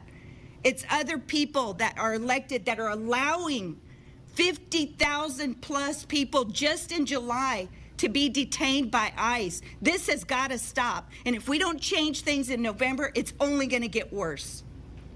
Thank you. Now I'll turn it over to our wonderful congressman. Thank you. Let me start by thanking the press for being here today. It's so exceedingly important that the press is here. I understand that the press was at an earlier event, and I assure you, I believe in my heart that the press should have been there because it gives people an opportunity to go on the record and let the world know where they stand. That earlier event was an event that allowed members of the clergy to do so, and I support it. I'd like to, if I may, just ask members of the press to identify yourselves who are here. Let's start over to my right with the press. Yes. Siobhan Herndon with Courier, Texas. Courier, Texas. Samantha with Domingo Garcia Law. Zach Puddle on CTV. Yes. Tori, Fox 26. All right. Well, I want to thank all of you for being here and allowing us to have the opportunity to get a message to the masses, an important message. I want to thank the councilwoman, Representative Morales, State Representative Morales, for having the courage to open up this facility to us and for having the courage to speak truth to power as well as to speak truth about power, because she names power when she speaks. And it's so important that we do this, that we call names. We can no longer use titles. Names are important in this effort because lives are being lost. I also want to thank the many persons who are standing here with me. These are persons who are committed to the cause of justice. And it means something to me to know that there are persons who are willing to take this stand, a stand for justice, liberty and justice for all. I would have you know that in the Congress of the United States, we have filed H-Res 1486. These are articles of impeachment, impeaching Donald John Trump, President of the United States, for high crimes and misdemeanors. I think it's very important to read Article 1 of the Articles of Impeachment. Hey, what's up, ATM Tim? How you doing, bro? Can proceed and why they should proceed in such a way.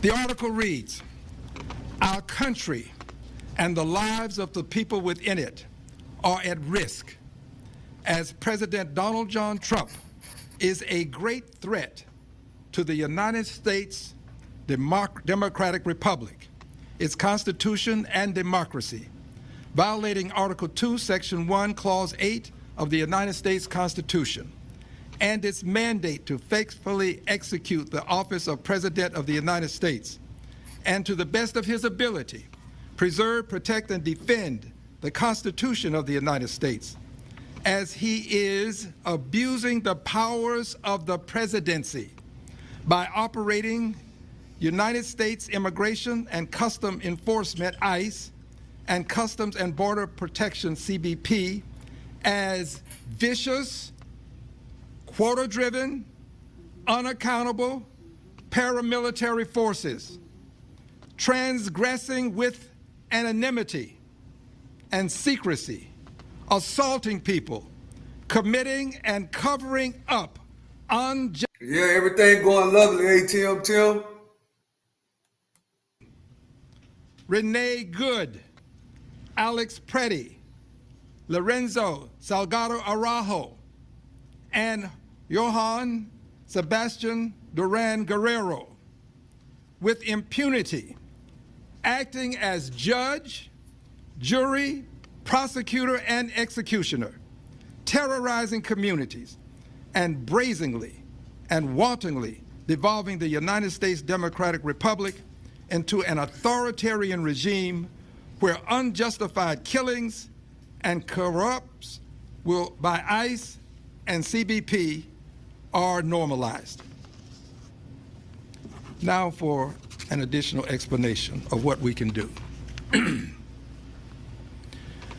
Shall any man be above justice? These are the immortal words of George Mason, uttered at the convention wherein they were trying to arrive at a constitution for the United States of America, the Constitutional Convention. In a metaphorical sense, the United States is at the crossroads of justice and injustice, where we can take the high road to justice, that is justice for all, including Renee, Alex, Lorenzo, and Johann, or we can take the low road to injustice, where the unjustified killings of 4 civilians at the hands of vicious, quota-driven, unaccountable paramilitary police when they were acting as judge, jury, prosecutor, and executioners. The low road to injustice where unjustified killings of 4 civilians are being covered up to protect the killers, and President Trump, who condones and supports the killers. The low road to injustice is constructed, owned, and operated by the United States Justice Department, headed by the president's lawyer, and the bullies in the Department of Homeland Security that have defended the unjustified killings of 4 civilians, as well as the President of the United States, whose quota-driven ethnic cleansing includes removing people of color, including Latinos, who are not the worst of the worst because they have committed no crimes, and many of their children who have committed no crimes, many of them who are not old enough to commit crimes, as well as the Haitians from a country where gang killings are committed with impunity, and where white South Africans are being welcomed into the United States of America with a pathway to citizenship, while people of color are being removed.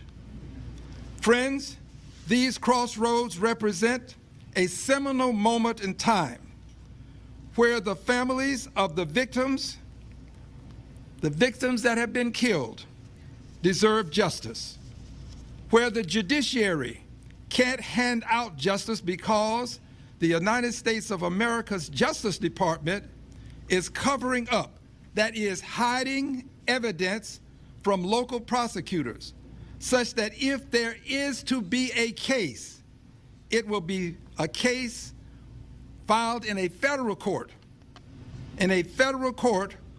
where President Trump can pardon the killers the same way he pardoned the more than 1,000 persons who were found guilty in federal courts for crimes committed during the effort to keep President Trump in office by preventing the peaceful transfer of power to then Vice President Joe Biden. Friends, we're at a point where figuratively speaking, and literally speaking, Congress has become the court of last resort. Literally, the fate of justice for the victims and their families is in the hands of Congress, which has the power to impeach the president for high crimes and misdemeanors. In the final analysis, each member of Congress can take the low road of injustice by voting to support the injustice of the unjustified killings of Renee, Alex, Lorenzo, and Johan, and by siding with President Trump, who condones and supports the killers. Or each member can take the high road, to righteous high road, to justice by voting to impeach President Trump for abusing the power of the presidency when condoning and covering up the killings of Renee, Alex, Lorenzo, and Johan. Each member of Congress can legitimize the president's impeachable offenses by voting to table the killing of Renee, Alex, Lorenzo, and Johan.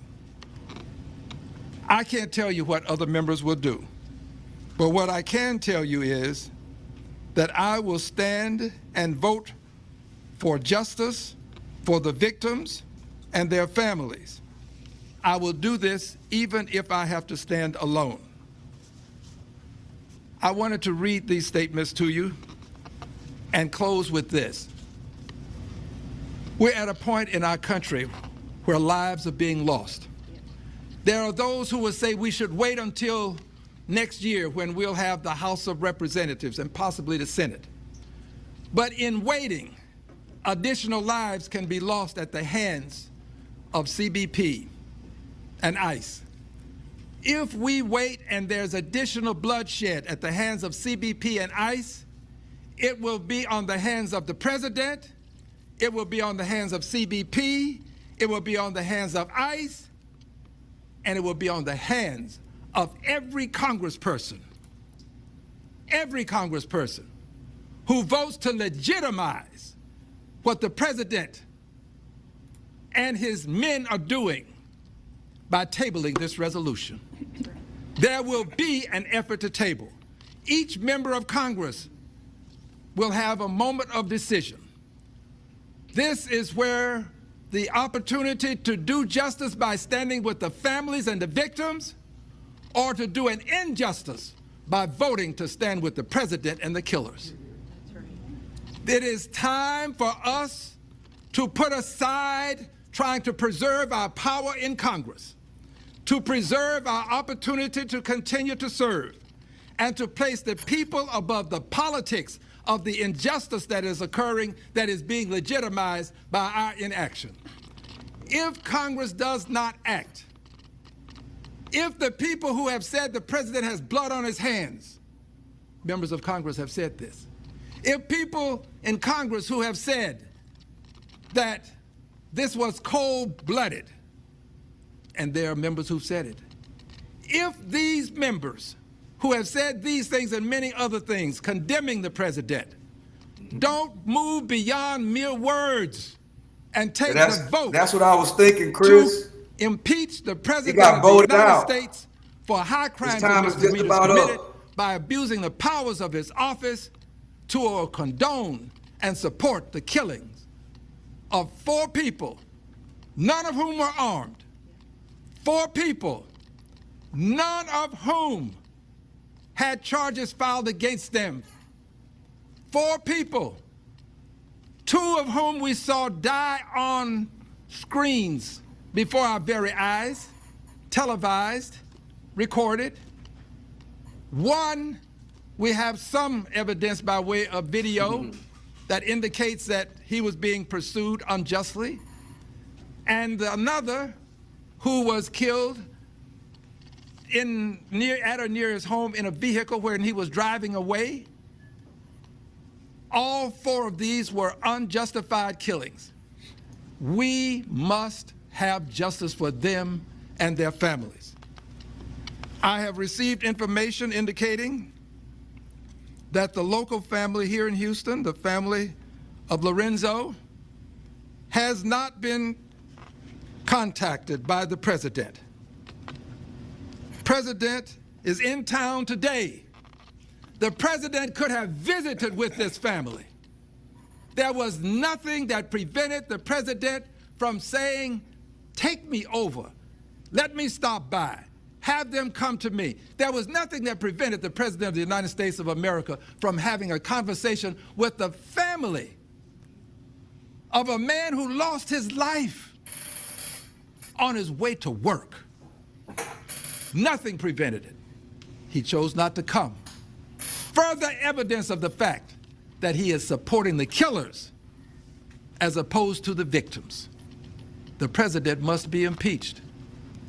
I assure you, I will bring articles of impeachment to a vote. But before I do, I'm going to send a letter very similar to what I've read to you today to each member of Congress. I want each member of Congress to know that we must go on record and that the positions that you take are positions that can either support the president and the killers, or you can take a position to support the victims and their families. It really is that simple. And if we choose not to support He talking about the victims Donald and Trump. their families, we need to know. He filed And an you will know article by to the way we impeach vote. Donald Trump. Anybody who votes the table, remember this, you're voting with the Like we president. always do. And you're going to be voting with those many Republicans, by the way, who are going to be supporting the president. There is no reason for Democrats to man, we vote got a lot- with the Republicans and lot going support the on president today, and the Chad. killers. The Democrats have got to have the courage to do And I mean a lot. what their words imply they are doing when they say it was done in cold blood, when they say the president has blood on his hands. You've got to have more than words now. Your vote matters. And I promise you, we will have that opportunity to vote. And any Democrat who wants to debate this with me, or any Republican who wants to debate this with me, I stand ready to debate. I stand ready to stand before the Hey, cameras. what's up, Yaya? And we'll debate these issues. Let's do it. Bring your constitutional scholars on. We'll debate these issues. This is a time of decision. We're at a crossroads. It's a seminal moment in time that will impact the rest of time. I rest my case.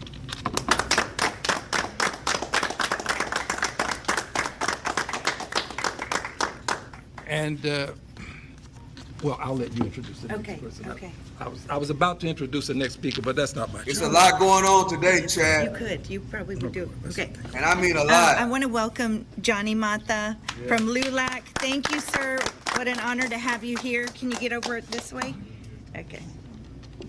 We got Al Green, who just filed the impeachment against Trump.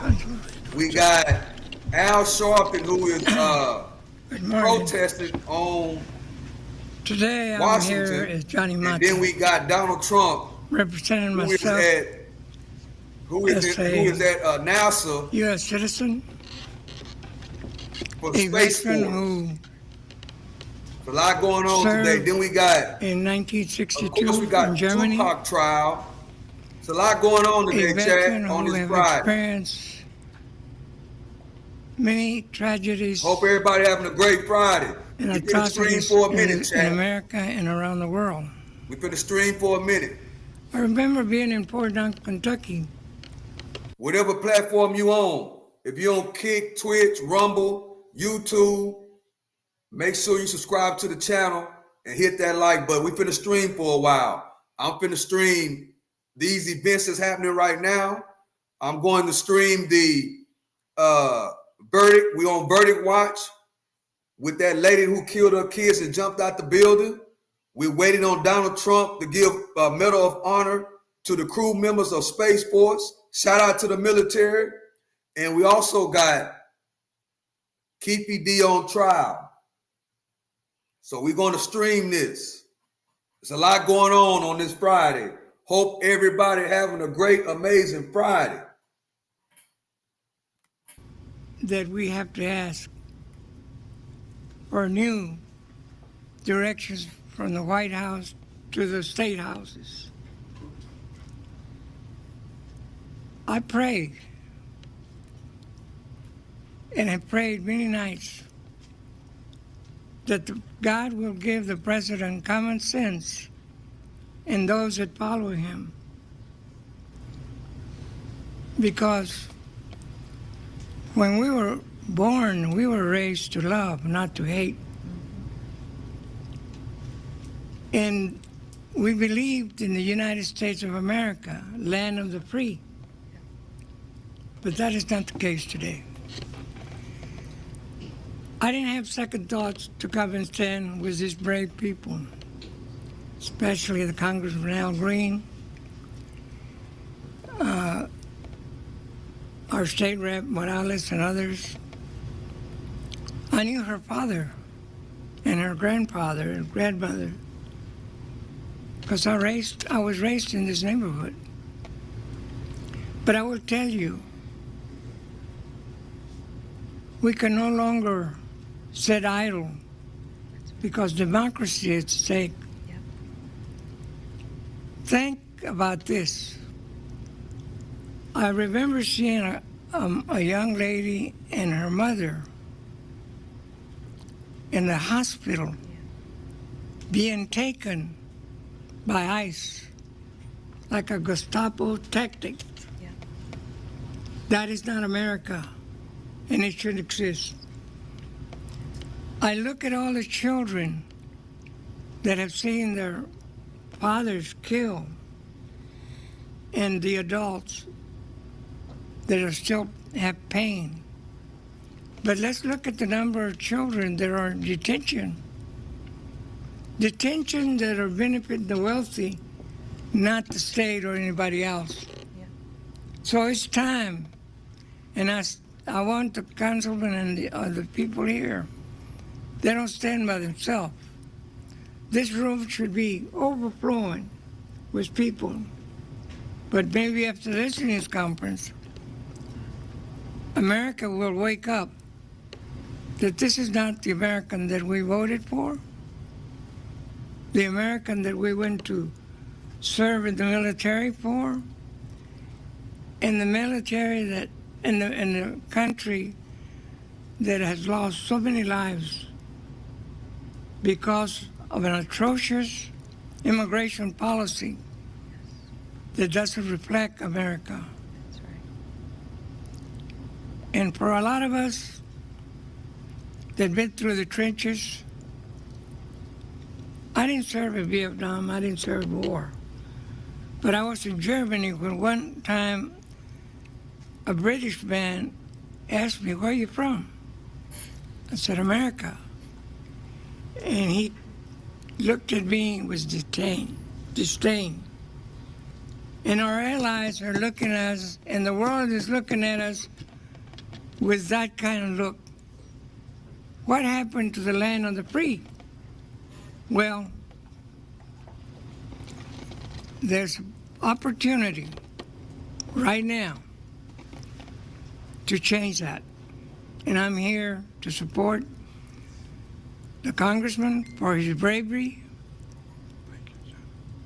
And I asked the people in Congress, you went to represent the people, not anybody else. It should be government by the people, for the people, and the people that elected you. Thank you very much. Thank you. Okay, next I would like to ask my esteemed colleague, Representative Ron Reynolds, to come up and say a few words. Good morning. I want to thank my colleague, Chairwoman Cristina Morales, for hosting this. I want to thank Congressman Al Green for having the courage to be on the right side of history.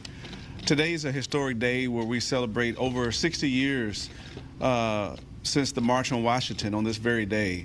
And we applaud the courageous freedom riders and people who came all over the country in good conscience and made good trouble. This is a watershed moment, and I want to thank Congressman Green and all of the people that are assembled here today for being on the right side of history to stand up, to protect our Constitution. And Congressman Green, I'm so happy that you said their names, because it is so important that we humanize these individuals that were killed. And blood is certainly on the hands of the president. And it is right to bring these articles of impeachment.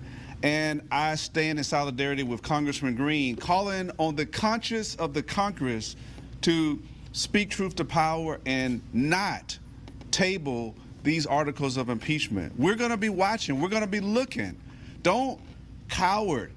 Don't capitulate. Do the right thing for the country and be on the right side of history. It takes boldness, but you were there to represent your constituents and to uphold the Constitution. And so we're here today encouraging people of good conscience. I know that it's going to be challenging maybe for the Republicans because they seem to be afraid of the president, but there should be not one Democrat that doesn't stand by Congressman Green on this. He should definitely not stand alone. So we're here today in solidarity, a call to action, a moral clarity to be the conscience of this country. And once again, this is a watershed moment, and we urge you to be on the right side of history. The nation will be watching. And finally, again, I cannot emphasize how much we appreciate the bravery of Congressman Al Green, who has put his life on the line, received numerous death threats, but he stands principled for the American people, showing that no one, not even the President of the United States, is above the law. Thank you. Very well said. Okay, we just have two more. All right, as you see there. All right, Chad. You know, I had the pleasure of meeting Al Green before. I've talked to him many a times. You know, I got a lot of respect for him. He's an older guy. He's like, I think he's about 80 now. I mean, real passionate person, full of energy, you know, and I got a lot of respect for him. I must say that. You know, he's been in his position for many, many, many years. He's been in politics probably as long as I've been alive. And I got a lot of respect for that man. You know what I'm saying? You know, I live in Houston, you know, and he got voted out, right? And he's still out putting the work in. He's still, whatever he believes in, you know, whatever he's representing, he really, really put the work in. I can't nothing but respect him. You know what I'm saying? You know, of course, I don't agree with, you know, I don't agree with a lot of things. You know, he remind me of my dad and grandpa. You know, that's how I look at Al Green. And, you know, when I talk to him, he reminds me of dad. He reminds me of grandpa. You know, they have their way of thinking, you know, and I love talking to them. You know, I love talking to older people, you know, because it educates me, you know, on where I need to be. I wish and I hope that God blesses me to be on this earth till I'm 80 years old, 75 years old, and I'm able to do the things that Al Green does. The man moves around, you know. I know it's a lot of people, you know, that rock with the channel that really don't like him, you know, but I got a lot of respect for him. I've seen him in real life. I've been around him. The guy has incredible energy. You know, he looks good for his age. And, you know, he stand on what he stand on, you know. He stand on what he stand on, you know, and I got a lot of respect for him. I don't agree with a lot of things, but I got a lot of respect for him, you know. That's the thing about having conversation with people. Even though I don't agree, because, you know what I mean, I'm 50, he's 80. So we're going to look at things a whole lot different, you know, and a lot of times, a lot of these strong senior citizens, they stuck in their ways, you know. But I got a lot of respect for him because of the work he put in. And he stand 10 toes down in what he believe in. So I got to give a salute to Al Green, you know, as we move on and get ready for Trump. On the backside to see once that does begin. We all prosecutors and Dwayne Davis, also Tupac known as murder trial. PPD, We're gonna go over here though, his Chad. defense attorneys are expecting. Appreciate y'all for rocking with me, Chad. We're going to go over here. We're going to go over here. We're going to go listen to this. They are marching in Washington right now. Brooklyn, New York.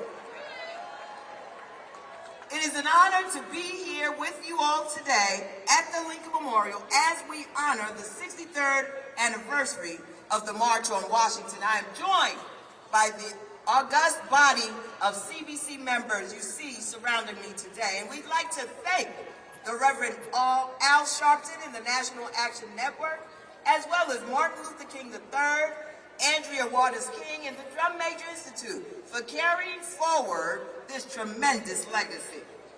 Today is more than a commemoration. It is a call to action. Action. It has been 4 months since the Supreme Court gutted the Voting Rights Act of 1965, opening the door to a coordinated attack on the black political power and fair representation across the South. Since the Calais decision came down, Republicans across the country have wasted no time in their zealous pursuit for unbridled power. They have moved with lightning speed to enact new congressional maps in their mid-decade redistricting scheme to seize our power. As we speak, extremist MAGA Republicans at the local, state, and national levels are using every tactic in their arsenal to rob our communities of their right to free and fair elections. Over the past few years, hundreds of bills to restrict voting access have been introduced in states around the country with the aim of closing polling locations and imposing stricter voter ID requirements. Right now, Republicans in Congress are fighting to jam through voter suppression legislation like the so-called Save America Act and the Voter ID Act, but we won't let them do that, will we? We won't let them do that, will we? And just in the past few days, the Supreme Court dealt us another blow, clearing the pathway for Donald Trump to restrict voting by mail ahead of the November elections. So let's be clear. This is an outright power grab. It is about silencing black voices, dismantling majority black districts, and rigging the map in their favor as elections are already underway. For years, we have sounded the alarm as the Voting Rights Act was chipped away piece by piece. Today, the consequences are here, and they are dangerous. Not since Jim Crow have we witnessed such a sweeping and deliberate effort to disenfranchise black voters, but we are not powerless, and we are not backing down. As the young people say, we outside. Each and every progress in this country has been fought for, won through struggle, to resist this, and through the courage of people this nation tried to leave behind. The Voting Rights Act was not handed over freely. It was fought for, organized for, litigated for, and ultimately won through the blood and sacrifices of black Americans who demanded better from their country. As a nation, we are being called to that same courageous fight today. We owe it to the generations who came before us, to Dr. King, to our colleague, Congressman John Lewis, and so many others, to the freedom fighters who faced dogs, batons, fire hoses, and jail cells so that we could have a voice today. And we owe it to the generations that are coming after us, the now generation. We deserve a country where their vote is protected, their voice is heard, and their future is not determined by those who fear their power or their place in American history. This fight is nothing short of the future of American democracy itself. And the Congressional Black Caucus will meet this challenge head on as we have time and again on behalf of the communities we serve. So to anyone who thinks we will be discouraged, to anyone who believes that we will be silenced, to anyone who hopes we'll sit down in this moment, they are mistaken. A setback is just an opportunity for a comeback.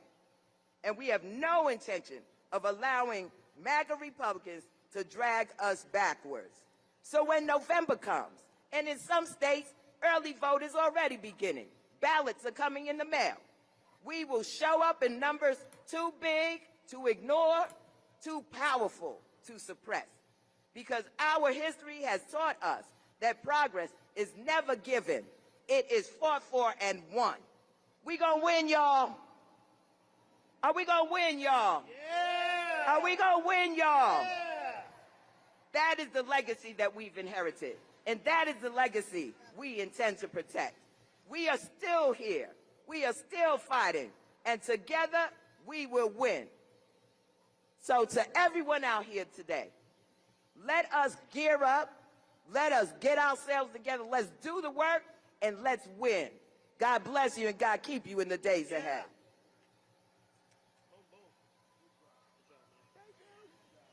Let us welcome the Honorable Hakeem Jeffries, House Democratic Leader, United States Representative, New York 8th Congressional District. Good afternoon. It's a high honor. Well, it's a busy day today, Chad. With my real busy. Congressional Black Caucus, Reverend Sharpton, the King family, the National Action Network, and the civil rights community, as we commemorate the 63rd anniversary of the March on Washington and prepare for the battles ahead. We certainly have come a long way in the United States of America, but we still have a long way to go. These are challenging times in this country right now. We have a hater in the White House, a reckless and costly war of choice raging in the Middle East, a Supreme Court that's out of control. Black unemployment is up, black home ownership is down, and black political representation is under assault with Jim Crow-like tactics all throughout the South. Challenging times. Wickedness in high places, but we're not distressed because our community knows how to make a way out of no way. We're facing a crossroads right now here in the United States of America. The question is, which direction will we choose? We want to move America forward. The extremists are trying to turn back the clock. We're working hard to bring people together. The extremists are tearing the country apart. We believe in truth and reconciliation. The extremists want to erase our history, but black history is American history. Our story will never be erased. That's right. And so we come today in the spirit of Frederick Douglass. We come today in the spirit of Sojourner Truth. We come today in the spirit of Jackie Robinson.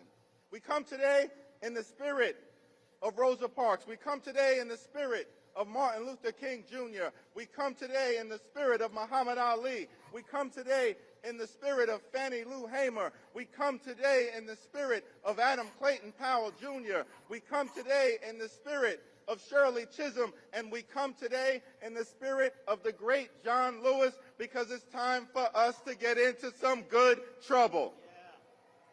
Necessary trouble. Good trouble. Rest in peace to John Lewis. We fight for liberty and justice for all. We fight for equal protection under the law. We fight for free and fair elections. We fight for work, wages, and wealth creation. We fight for jobs and freedom. We fight for racial justice. We fight for economic justice. We fight for social justice. We fight for civil rights. And we fight to pass the John Robert Lewis Voting Rights Advancement Act so we can end the era of voter suppression in the United States of America once and for all. So let's continue to show up, to stand up, and to speak up, to make this country the best version of herself. And when we do, together, I'm confident that we will win the day, win the week, win the month, win the year, win the hearts and minds of the American people, and then on November 3rd, win back control of the United States House of Representatives so we can end this national nightmare and continue our march toward a more perfect union. God bless you. Yes, yes. Let us now welcome Reverend Siobhan Arline Bradley, President and CEO of the National Council of Negro Women.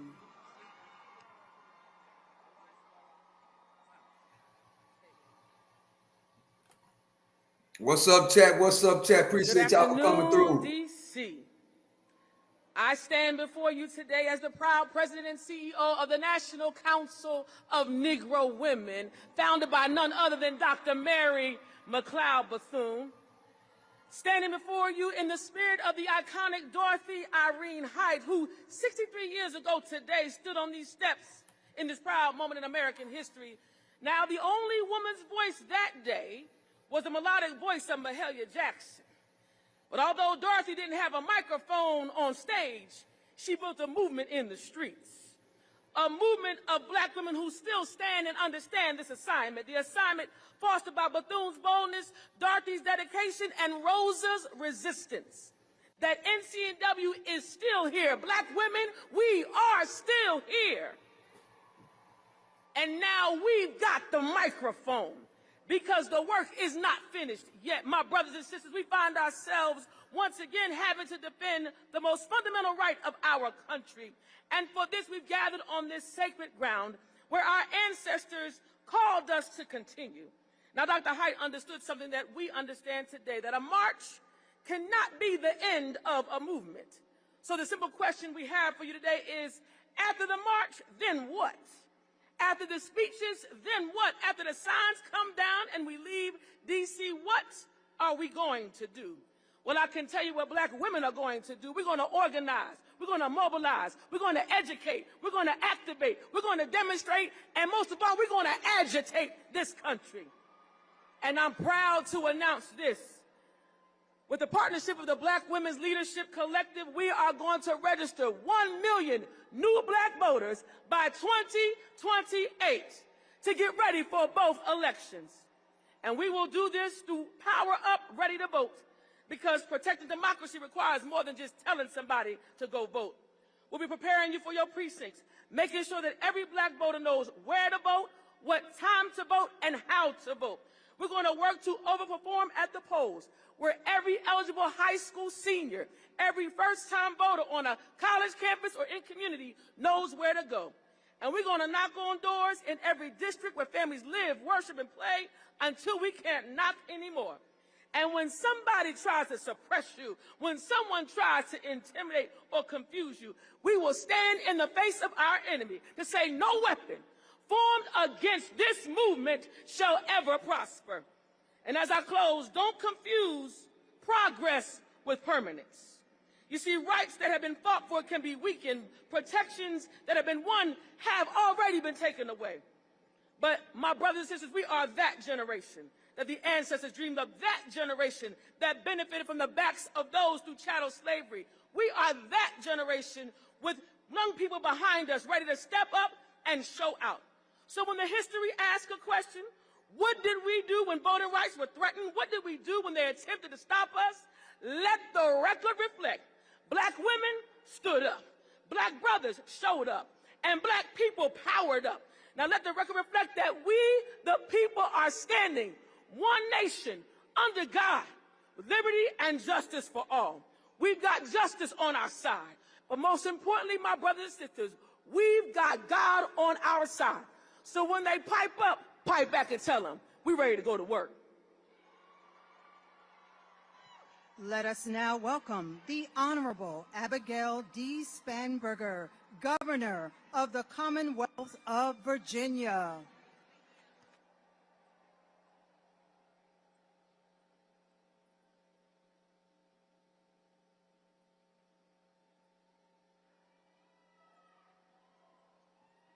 Good afternoon. I am Abigail Spanberger, and I am proud to serve as the 75th Governor of the Commonwealth of Virginia. I was sworn into office in January of this year, and about 6 months into my administration, we made a little news. You see, I had taken the action of restoring the voting rights of 66,000 Virginians. People who had previously been convicted of a felony, had served their time, returned home, and simply wanted the dignity of being able to fully participate in our democracy. The right to vote is about more than a ballot. It's about whether we believe that every person should have a voice in our democracy, and I do.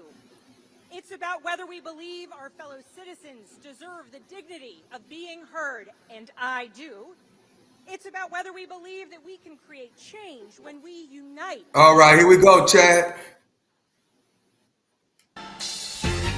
All right, so still just some music playing in the background. Gotta hurry up and change that. President Trump, but once again, this is a very special day for those astronauts who participated in the Artemis II mission. Again, it was groundbreaking to see just how far they were able to travel. President Trump stepping up to the microphone. Let's listen back in. I apologize, Chad, but you know, once I seen that, I hurried up and switch it. Apologize. Unbelievable. I want to thank you to the to the men and women of one of the most legendary landmarks anywhere in the world, the Johnson Space Center. Very special place. It's an honor to be here. And it's a place that is a monument to grit and determination and pure American excellence, and produced some of the greatest achievements in human history. And I have no doubt that under this great administrator and all of you people, you're going to have no question it's going to go further than it ever has. I really believe that. Or I made a big mistake in getting it going again because I had to get it going. It was a little bit not going too well. You know that better than I do. We gather here on these storied grounds out to celebrate the immense courage and service of 4 intrepid space heroes whose sense of daring and adventure led them further from Earth than anyone has ever traveled before. Incredible. That was an incredible evening. For us, it was evening, a lot of different times all over the world. But for me, it was evening, and everybody stopped. I was at a very important meeting with the biggest people in the country, maybe some of the biggest people in the world, and somebody said, "I'd like to watch Artemis." I said, "You would, really? Right in the middle of our meeting, you want to watch?"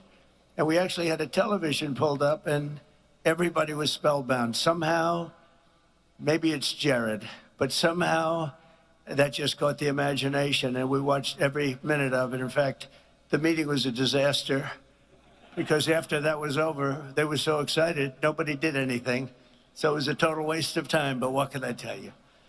But it really brought spirit. There is a spirit that we didn't see in this space so much, and now you've really brought it back. And today we're proudly awarding the Congressional Space Medal of Honor to the remarkable crew of Artemis II.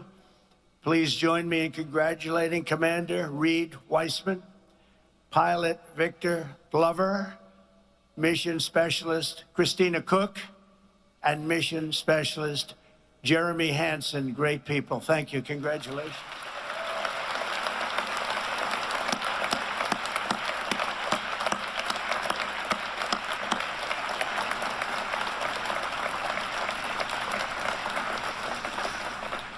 Then I'm going to be presenting them a little something in a couple of minutes.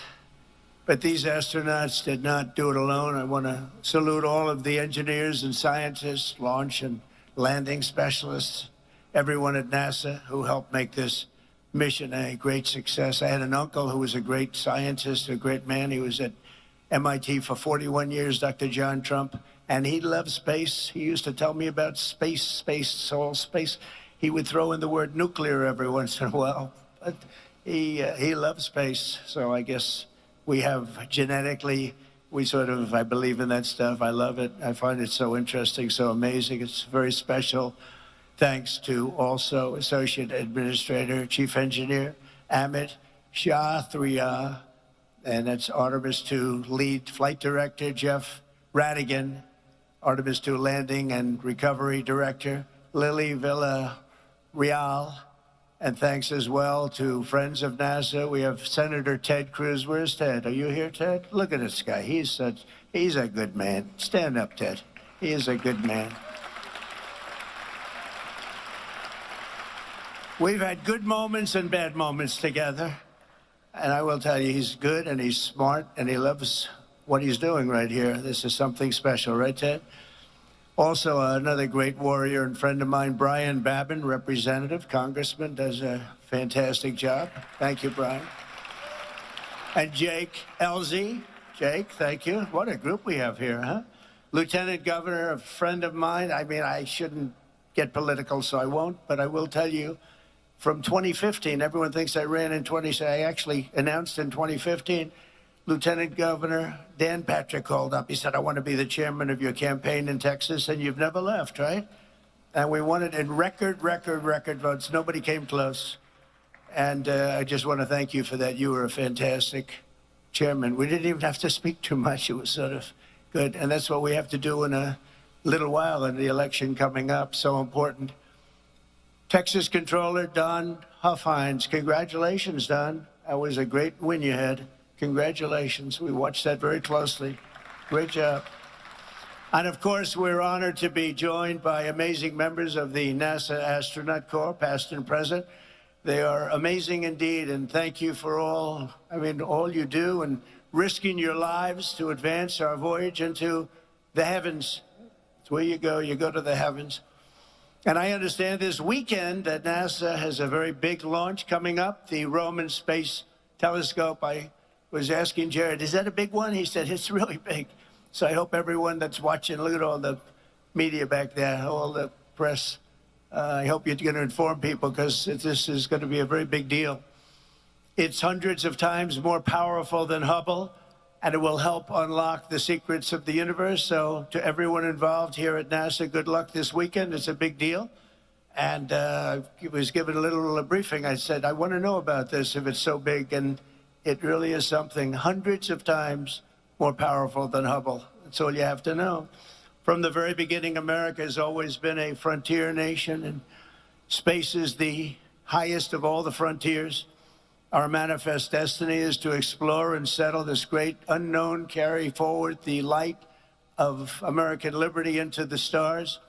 And Americans were the first in flight, the first in the moon, and will certainly be the first in space no matter where it is. And I know we're going to be looking at Mars very shortly. In fact, you're already partially there. A lot of work's been done, and that seems to be the next frontier. You'll be stopping on the moon, and you're going to be going to Mars. What excitement, what excitement. Yet when I took office in 2017, America's endeavors in space had come to a complete halt. It was held back by decades of gross mismanagement in Washington. You had Peter, well, maybe they didn't like it. Maybe they didn't like the concept. I don't know, but it was certainly not anything. It was very embarrassing, actually, what had happened. Not only had the United States lost its ability to send our astronauts to the moon, but under a number of administrations, I have to tell you, but in particular the Obama administration, we even lost our ability to send astronauts into orbit at all. We had no ability in space whatsoever. We totally lost it. With everything we spent, with all of the talent and all of the genius and all of the money, we had nothing. And when I got here, I came here, I went to Florida, I visited a couple of the places. I wanted to see what was going on. NASA was closed, absolutely closed. There was almost nobody there. It was like an empty building, not a good look. And I went down, I looked at Kennedy Space Center in Florida in particular. I saw something that you rarely see. They had grass growing out of the cracks in the runway. You had a runway that was all broken up. It was all bad. I know all about that from being very good at construction. You had the cracks in the runway. We had grass growing out of the cracks. It's almost hard to do. And I said, boy, this is sad. It was very sad. That's where we started. Yet as the world can see today under the Trump administration, we have brought back America's space program and came out of the dark age, and it's now into the golden age. This is the golden age of America, and this is a big part of it. So to every astronaut here today, I want to make this promise to you. Our nation will conquer, and we will conquer indeed this vast frontier that we have before us, and we'll reach American courage, and we'll use American genius and daring and all of the things that we have that nobody else can ever compete with. We will explore it, we will tame it, and we will win it. We will always win.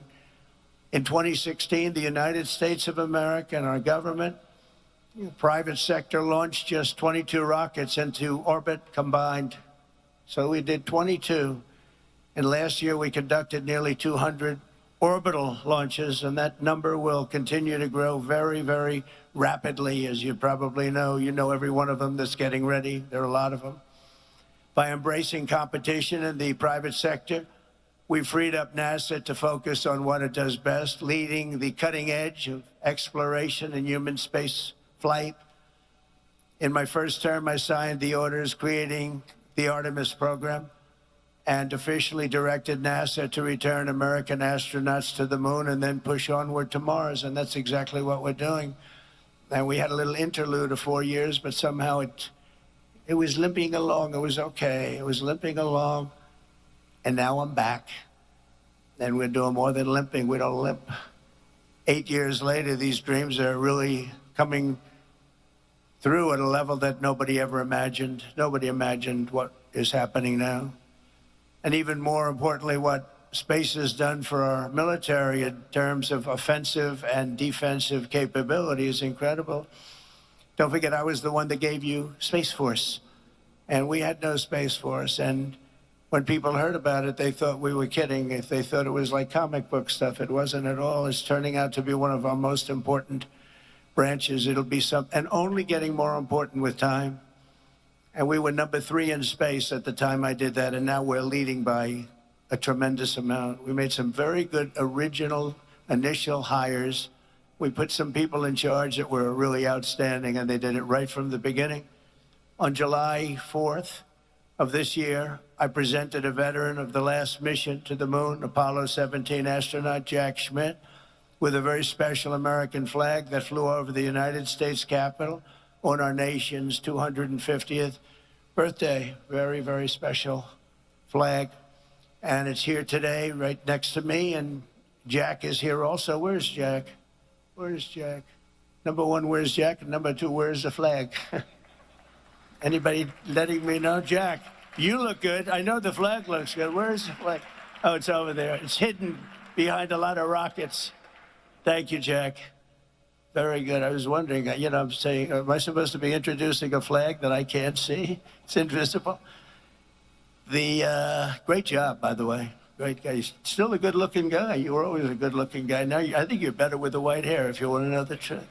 You look better than you did 20 years ago. Before the end of my term, American astronauts will return to the lunar surface, and we're looking forward to that. We'll do it, and we're then going to the next step. And when we do, they'll plant this very important flag to mark the site of the first permanent American settlement on the moon. They're going to have a settlement. They're building a settlement up in the moon. And we're not going to stop there, because under Administrator Isaacman, and I have to tell you, with Jared, everybody wanted him. You know that, Ted? Everybody. I got calls from you, but I got calls from Democrats. Can you believe it? I won't say anything bad about them. I'm not going to change their term or their name. But Democrats, DEM, and they called and they said he's fantastic, which set him back a lot, because when I got so many calls from Democrats, they said, is that good or bad? But I got a lot of calls from Republicans and Democrats, something that doesn't happen very often. And the people just said he's just the best. There was no competition. There was actually no competition, and I made it, and these turned out to be better than we even thought possible, right? Even better. So we're lucky to have Jared. But NASA has already begun to work on the first ever nuclear-powered interplanetary spacecraft, which will launch in 2028 on a mission to Mars. It's coming so incredible. They have to go nuclear because they have essentially unlimited fuel. You don't have to fill up the tanks every so many miles, right? It's incredible. This ship will be among the first of what will ultimately be a massive American star fleet, making space travel almost as common as ocean travel today and bringing our military to a new level of excellence. Again, so much of this has to do with our military. I don't know if I'd be as enthused about it, but what it's done to our offensive and defensive capability is incredible. So we're doing this, but we're also, when you think of space and when you think of what we're doing here, the military is a very big factor. We're at levels that nobody ever thought would ever happen. And you see how well we fight. We fight very well. We're getting so much of our information from Space Force, as an example. Makes us a much better military. You look at Venezuela, what happened there. One day, actually to be exact, it was 48 minutes. And so much of that information came from space. And all the attacks are, if you look at our blockade, which is incredible, it's so successful, being helped by space, Ted, you know, being helped by space. So who would think? But it's so important, and that's a big component of what you're doing out here. These are ambitious goals, but as I said in my inaugural address last year, ambition is the lifeblood of a truly great nation. If you don't have ambition, you're not going to have a great nation. When Americans are determined, nothing can hold us back. In the end, American dominance in this domain is not a choice. It's an economic and national security necessity. A nation cannot be first on Earth if we're going to be second in space. Just not going to happen. Somehow it just doesn't work that way. It makes sense. I was going to say, does it make sense? Yeah, I guess it does when you think about it, right, Brian? For this reason, in my first term, I created the 6th branch, United States Armed Forces, Space Force. And today I have another historic announcement to make. This is something that's so exciting for me, given the rapid growth of the Space Force and the commercial space industry and the expansion of our ambitions to the moon and far beyond the moon. Far beyond the moon will someday be thought of a close location, like in the old days, the subway, the first stop. The moon will be a close location, but it's clear that we will need to educate and train an entire generation of skilled service members, engineers, and civil operators and everything else to do what we have to do and what we're right now doing the best and will continue, and I think by leaps and bounds. And that's why in a few moments I will sign an executive order to begin the process of creating a new national academy. It's called the U.S. Space Academy. That's a big deal. So you think of West Point, and you think of Annapolis, and you think of the Air Force Academy, and you think of the Coast Guard Academies. Great, they're all great. But we're going to have now a Space Force. We're going to have an academy for what the people in this room love the most. That's exciting. That's really exciting. And I'm going to be choosing a location very shortly. I know where some people want it that are in this audience. Some people come down like this one guy over there. He's lobbying me. Say, leave me alone. Just leave me alone. I'm not sure he's going to get it. I don't know if he's going to get it. But everybody wants it because it's the hot thing. Space is the hot thing. Tell you, Ted Cruz and Brian, you guys are here, they're working too, I have to tell you. Just leave me alone, Ted, please. Leave me alone. But it'll serve both the United States Space Force as well as NASA and the civilian spaceflight industry, and it'll attract, train, and graduate the very best of our nation, and our nation really has to offer. And this is going to be, I said, I'll do it, but it's got to be top line. It's got to be the equivalent of the others, which are great. You know, they're among the hardest schools to get into. You know, you talk about the Ivy League schools. It's tougher to get into West Point, Annapolis, the Air Force Academy. Coast Guard, too. You know, we can't forget that. But so tough, all of them. Among the hardest schools to get into, and they're great, and they're great scholars, great everything going to that. You sort of have to have a lot of everything. Not a little, but a lot of everything. But I said, this has to be comparable to that. You know, we don't want to do it in any other way. And it's going to be, even architecturally, it's going to be beautiful. It's going to be the top. It's going to be as good as it can get. You know, doing a bad building doesn't cost a lot less than doing a great building. I've always said it. Doing great architecture, doing something really great that's also practical. It doesn't cost much more than doing some of the bad stuff that you see all over the place. But we're going to make this so good and so exciting. But first, we have to honor the heroes who are inspiring the next generation of astronauts and pioneers and the people behind me. These people, I looked at them coming before I came up. I said, that's a good-looking group of people. I don't like speaking with those people behind me, to be honest. They look too good. But they're great people. They're great, great people. But the Congressional Space Medal of Honor, that's exactly what it says. This is a very rare thing. It's for courageous people, brilliant people, bestowed on astronauts who have distinguished themselves with exceptional service to the nation and all of mankind. Only 30 extraordinary men and women, long period of time, too, in the history of our country have received this extremely rare and distinguished honor.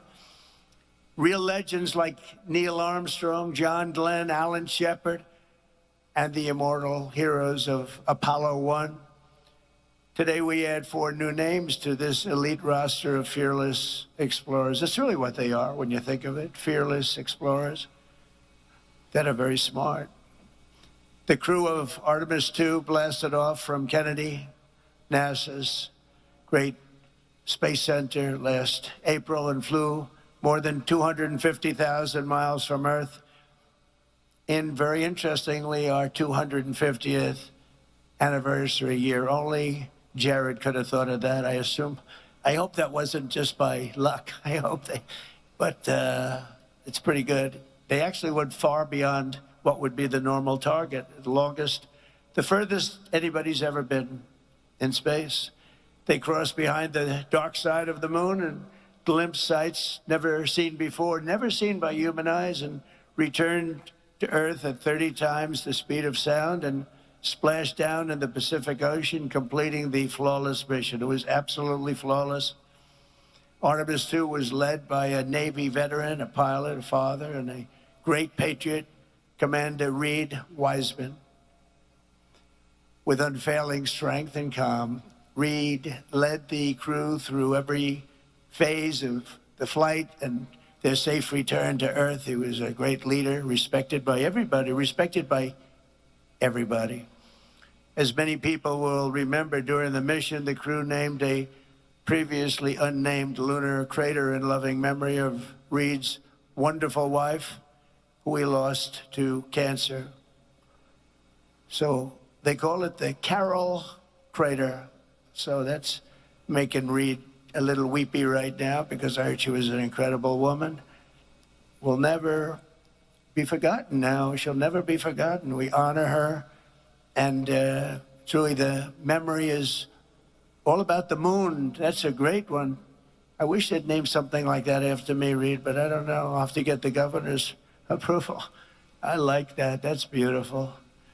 So, Reed, we salute you. We salute your family. And we congratulate you. Thank you very much.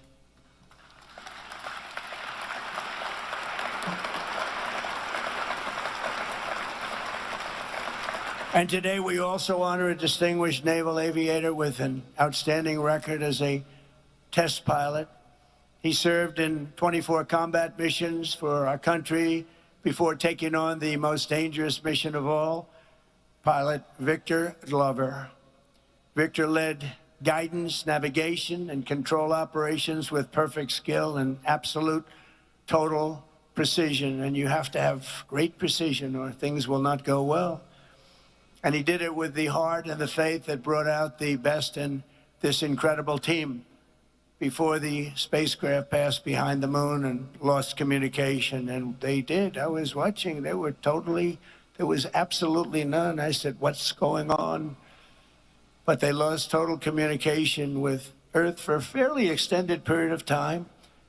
Victor turned to prayer and reminded us all of God's love for all of his children. And Victor, thank you very much and congratulations. It's incredible. Great story. We also, thank you.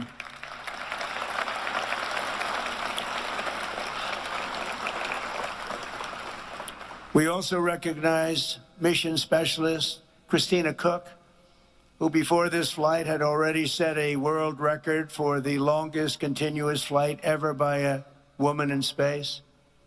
On Artemis II, Christina led major science and observation tasks, making vital contributions to future missions and the advance of human knowledge. Christina tells young people, do what scares you. It's an interesting statement. I don't know about that, Christina. I don't know about that, Christina. But that's the attitude that you have to have. You want to do this. And that is the attitude that she has, and I think that everybody standing behind me has, frankly. The further she went, the stronger she got. She was really amazing, they say, on the trip. She was just amazing. So, Christina, thank you very much. We appreciate it. Great job.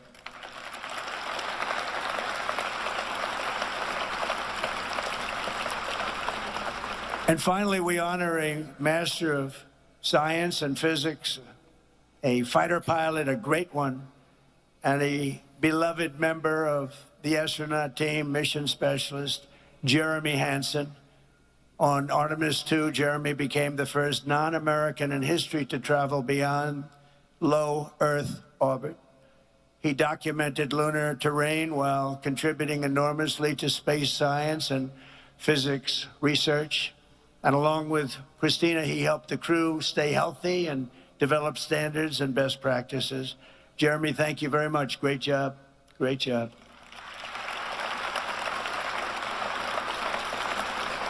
So with unmatched bravery and unwavering faith, these four extraordinary astronauts renewed the legacy of the pioneers and explorers who charted the world's oceans, climbed its highest summits, and tamed the American West. Great people, great men and women, incredible.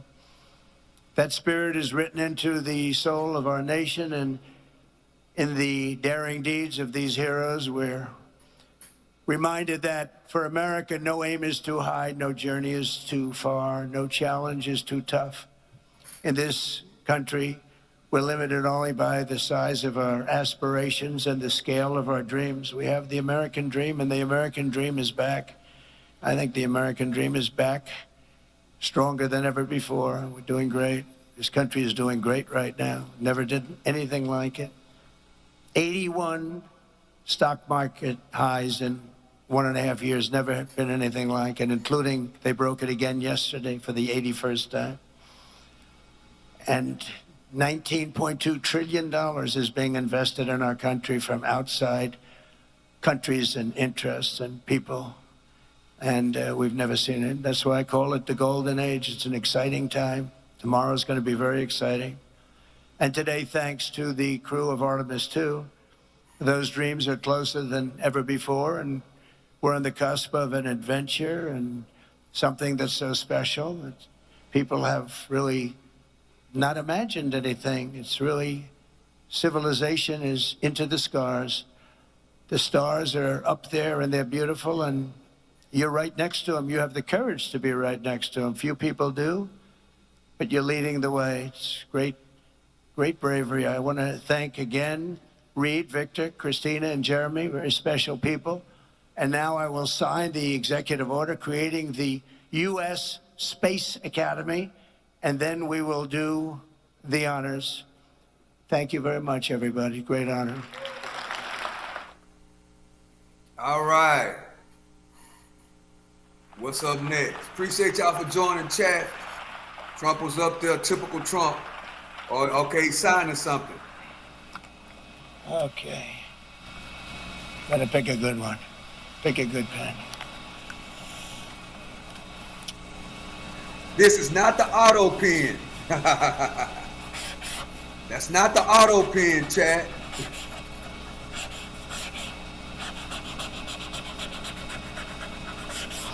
That's a good one. All right. Thank you very much. I think he deserves it, right? Okay.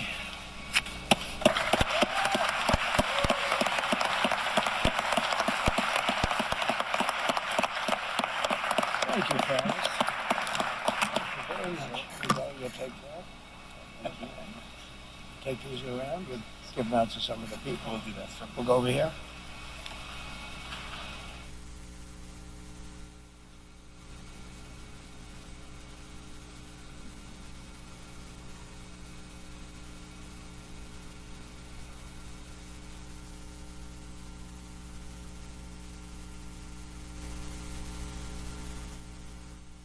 All right. What's up, chat? How y'all doing, man? Appreciate y'all for joining. We're gonna move over here to the other side in a second. Ladies and gentlemen, the President will now present awards to the crew of Artemis II. As mission specialist on Artemis II, Jeremy Hansen demonstrated exceptionally meritorious contributions by executing spacecraft communications, navigation procedures, and pre-launch verification activities, including pressure suit regulator checks and Orion systems configuration. Throughout the lunar flyby sequence, he led and executed detailed observation protocols, capturing and documenting lunar topography, eclipse phenomena, and solar corona behavior while directing real-time scientific data collection for geology and heliophysics research. He performed manual control assessments and crew health evaluation tasks, including the orthostatic and tolerance Garmin test, advancing validation of systems and human factors performance essential to future lunar landing operations and long-duration deep space missions. During the mission, he was integral to the crew surpassing the Apollo 13 distance record and reaching approximately 252,760 miles from Earth, farther than any humans in history. Interstate, hope you're having a great day.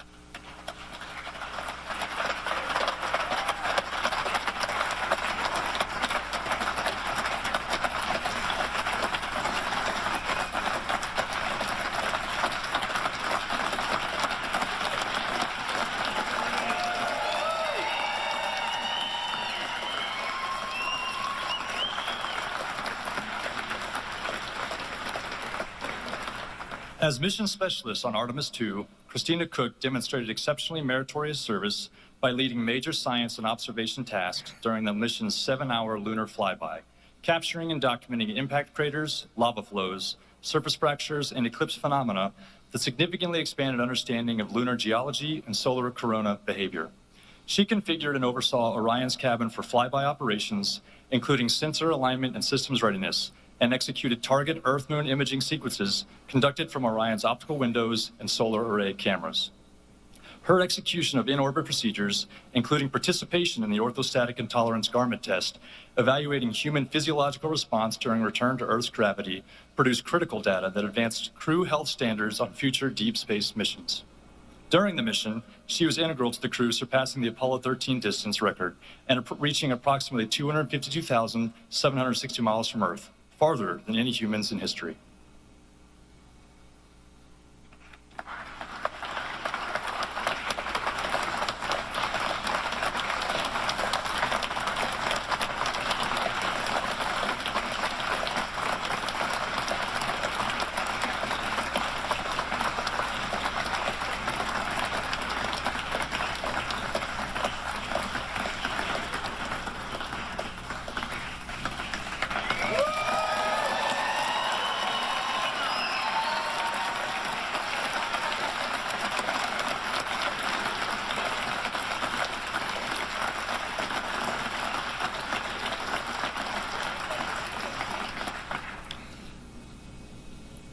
As pilot of Artemis II, Victor J. Glover distinguished himself through exceptionally meritorious performance by commanding and executing guidance, navigation, and control operations throughout launch, translunar injection, and return phases.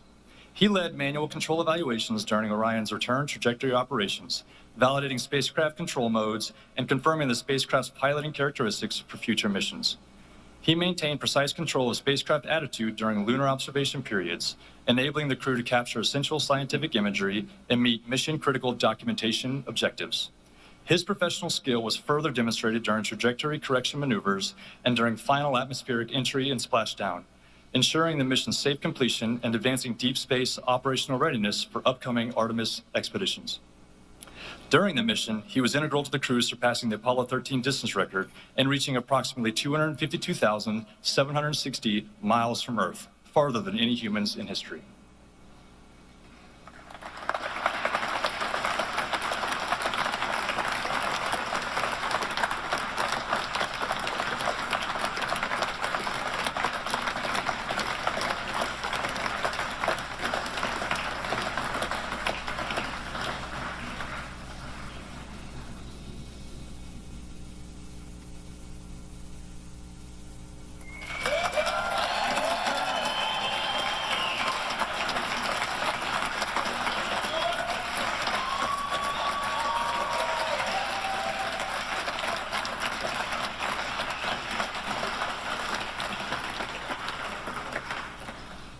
As commander of Artemis II, Reed Wiseman exhibited exceptionally meritorious leadership in executing the first crewed lunar mission in more than 50 years, commanding and leading the crew through critical pre-launch validations, including SLS RS-25 engine readiness and Orion spacecraft power-up and suit integrity checks.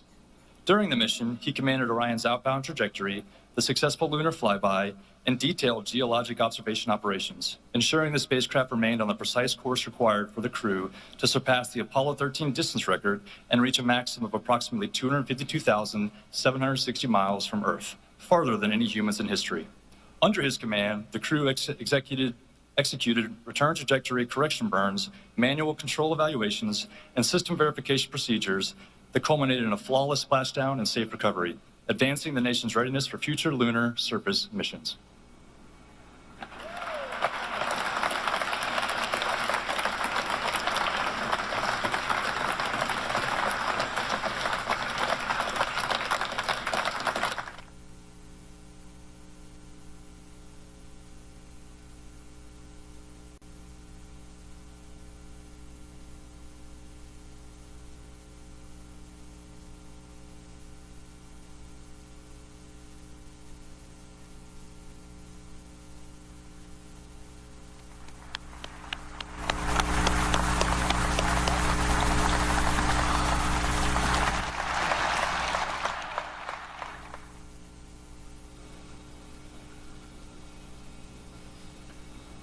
Victor, Christina, Jeremy, what an honor to do this with you three.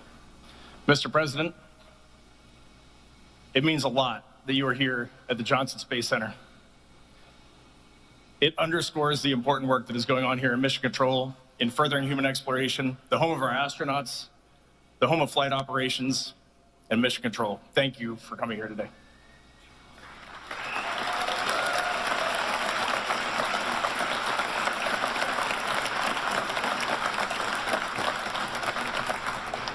This is awesome. On April 1st, on the launch pad, when we were getting ready to ride this magnificent rocket, the crew said three things. Victor Glover said, "We are going for our families."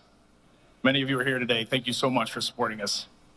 Christina Cook said, "We're going for our teammates." Mr. President, when we were backstage and we heard you mentioning some of those names of those people who sent us on this mission and brought us back safely, that was warming our hearts. Thank you for honoring those people. And then Jeremy said, "We're going for all humanity." When we went around the far side of the moon, which has now been rounded up to 252,760 miles, we'll take it, keep rounding it up. We got to talk to you. You gave us a call. And the one thing that really sticks out to us is you said how proud you are and how proud our nation is of the job that we had just accomplished. And for us, that is what we set out to do. We wanted to inspire this nation and inspire the world. And for us, that showed us we were on the right track. So thank you for that call. We wear these 4 medals, and we are going to wear them with pride. But please know, it is not pride for ourselves that we feel, and I truly mean that. It is pride for the grit that our families had when we left this planet. It is pride for that team, this NASA team, that sent us on this mission, and it is pride for the international community that stood alongside us, got this vehicle ready, operated it, and cheered us on. So thank you for bestowing this honor on us. And in closing, how cool it is to be an astronaut here in Houston and to see our entire astronaut corps standing here supporting us. And behind me, you have the Artemis III crew, Randy, Luca, Frank, and Dr. Andre Douglas. And we are so excited to see where Artemis III goes and where the rest of this office goes, thanks to your vision and Administrator Isaacson's leadership. Thank you all.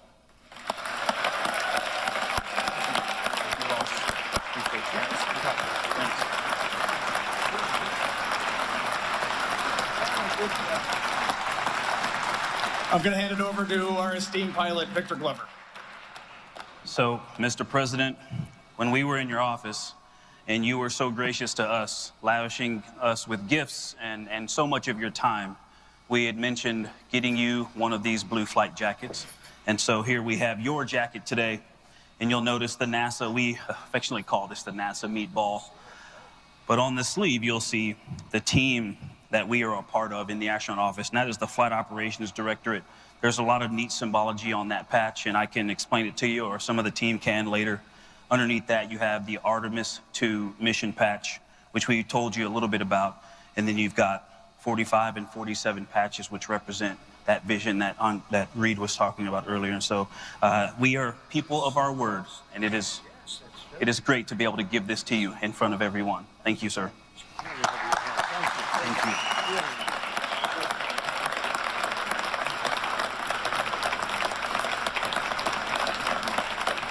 Hold on, Chad. I'll be right back.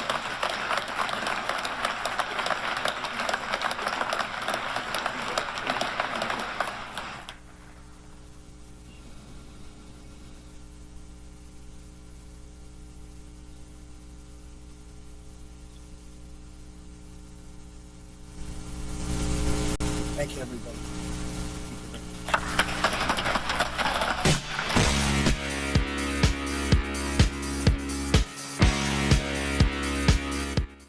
All right, as you see there, we're able to watch that incredible ceremony as President Trump awarded the Artemis II crew the Congressional Space Medal of Honor. So awesome to see and hear from a few of those folks who participated in the mission, including the commander, Reed Wiseman, as well as Victor Glover, the pilot, giving President Trump that special jacket as well, just to commemorate all of the work and effort that he has put into the NASA space program in order to make this all possible. And so this is coming to us live from Houston, Texas, from the Johnson Space Center. Wanted to make sure we were able to bring that to you in full without any commercial interruption here on Live Now from Fox. We're going to take this time, though, as we are in a new hour. I'm your host, Christina Evans. I'm going to slide away for a quick 2-minute commercial break. On the other side, though, I want to preview this for you. We've been watching it closely on our screens as the March on Washington is currently ongoing. We just heard a short time ago from Martin Luther King III. Now stepping up to the microphone is the independent senator from Vermont, Bernie Sanders. We'll listen into that when we return. Stay with us.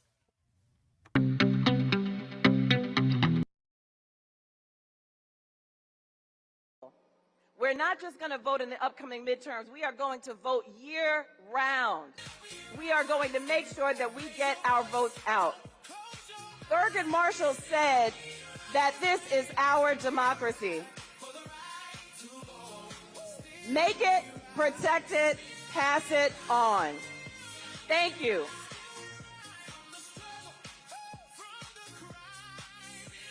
Let us now welcome Yolanda King, Andrea Waters King, President of the Drum Major Institute, and Martin Luther King III, Chairman of the Board of the Drum Major Institute.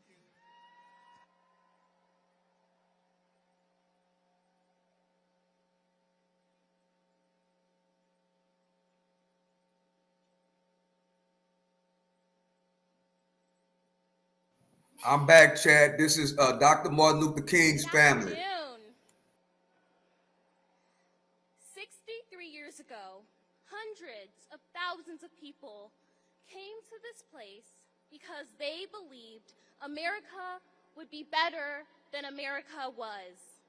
They marched because they had a dream, but they also marched because they had a demand. And today, 63 years later, my generation has inherited both the dream and the demand.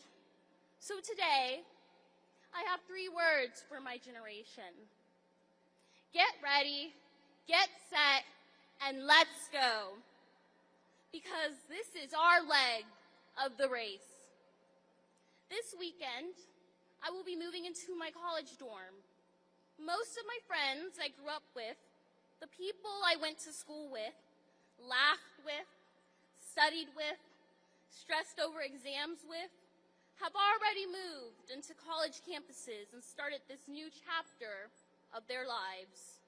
We are unpacking boxes, meeting roommates, finding our classrooms, trying to figure out where the dining hall is, trying to figure out who we are going to become. But while we are beginning a new chapter in our own lives, America is writing a new chapter too. And my generation has to decide what that chapter will say. Because we are not just going to college to prepare for careers. We are coming of age at a moment when we have to prepare for history. Get ready. My grandfather was 34 years old when he stood at the Lincoln Memorial in 1963 and told America about his dream. I never met him. I never met my grandmother, Coretta Scott King, but I know something they both understood. A dream without work is just a wish. The March on Washington wasn't just one speech. It wasn't just one man, and it certainly just wasn't a day. It was thousands and thousands of ordinary people deciding to do something extraordinary together. People rode buses through the night. People missed work. People risked their jobs. People risked their safety, and some risked their lives. They came because they understood something we still need to understand today. Freedom is not a spectator sport. You cannot watch democracy from the sidelines. You cannot scroll your way to justice. You cannot just repost your way to freedom. You cannot just wait for somebody else to save democracy that belongs to you. Get ready. Recently, I was listening to a podcast with my mother, and Johannes Gregory, the son of the legendary Dick Gregory, shared something his father taught him that stayed with him. He said that we have to stop thinking about freedom and justice like a 50-yard dash, or even in a 100-yard dash. This is a marathon run as a relay. Think about that. A marathon run as a relay. That means nobody is expected to run the whole race. My grandfather didn't. My grandmother didn't. John Lewis didn't. Fannie Lou Hamer didn't. Bayard Rustin didn't. Dorothy Height didn't. The countless people whose names we will never know didn't. They ran their leg. They passed on the baton. That is how movements work. That is how democracy survives. Generation after generation, hand to hand, heart to heart, courage to courage. And now the baton is in our hands. Get set. My grandmother used to say that struggle is a never-ending process and that freedom is never really won. You have to earn it and win it in every generation. Well, Grandma, here we are. This generation has arrived. And yes, we have all heard all the things people say about Gen Z. That we're distracted, that we're always on our phones, that our attention spans are too short, that we're too sensitive, that we're cynical, that we don't care. And I don't believe that. I think my generation cares so much that sometimes we don't know what to do with all of it. We have grown up watching school shootings in real time. We have watched children practice active shooter drills before they were old enough to spell democracy. We lived through a pandemic. We watched George Floyd call out for his mother. We have watched wars and human suffering unfold on screens we carry in our pockets. We have inherited a planet of crisis. We have seen hatred amplified by algorithms and lies travel around the world through the truth before the truth could ever be seen. And we have watched rights that generations before us fought to secure come under attack. So don't tell me my generation doesn't care. We care. The question is whether we will turn that caring into courage, whether we will turn our anxiety into action, whether we will turn our outrage into organizing, whether we will turn our posts into purpose, whether we will turn our fellow followers into fellow citizens, and whether we will turn our generation into a movement. Get set, because we have work to do. We will be the generation that protects the right to vote. We will be the generation that refuses to accept gun violence as normal. We will be the generation that confronts racism, anti-Semitism, sexism, homophobia, xenophobia, Islamophobia, and every ideology that tries to convince us that some human beings matter more than others.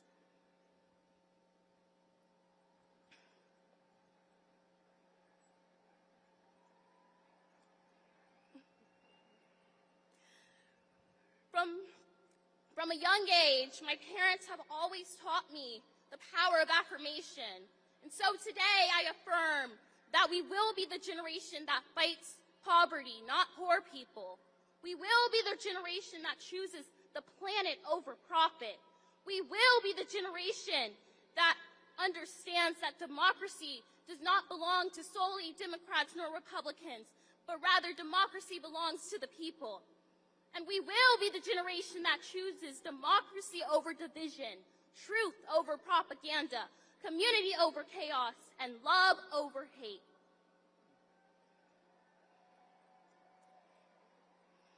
And when I say love, I don't mean the sentimental love, not the passive love, but rather the love that is powerful, the love that is disciplined, the love that is courageous, the love that refuses one to succumb to hatred, the love that organizes, the love that votes, the love that marches, the love that serves, and the love that shows up.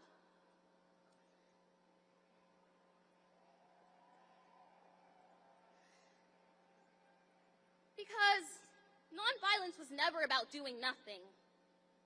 Nonviolence is about refusing to surrender your humanity while fighting with everything you have for justice.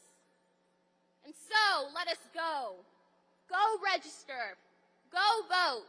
Go organize. Go volunteer. Go serve. Go build. Go create. Go disrupt injustice. Go sit at tables where decisions are made. And when there isn't a seat for you, bring your own chair. And when there isn't a table, build one. And when somebody tells you that you're too young, remind them that young people have always changed the world. The students who sat at the lunch counters were young. The freedom riders were young. John Lewis was 23 years old when he spoke at the March on Washington.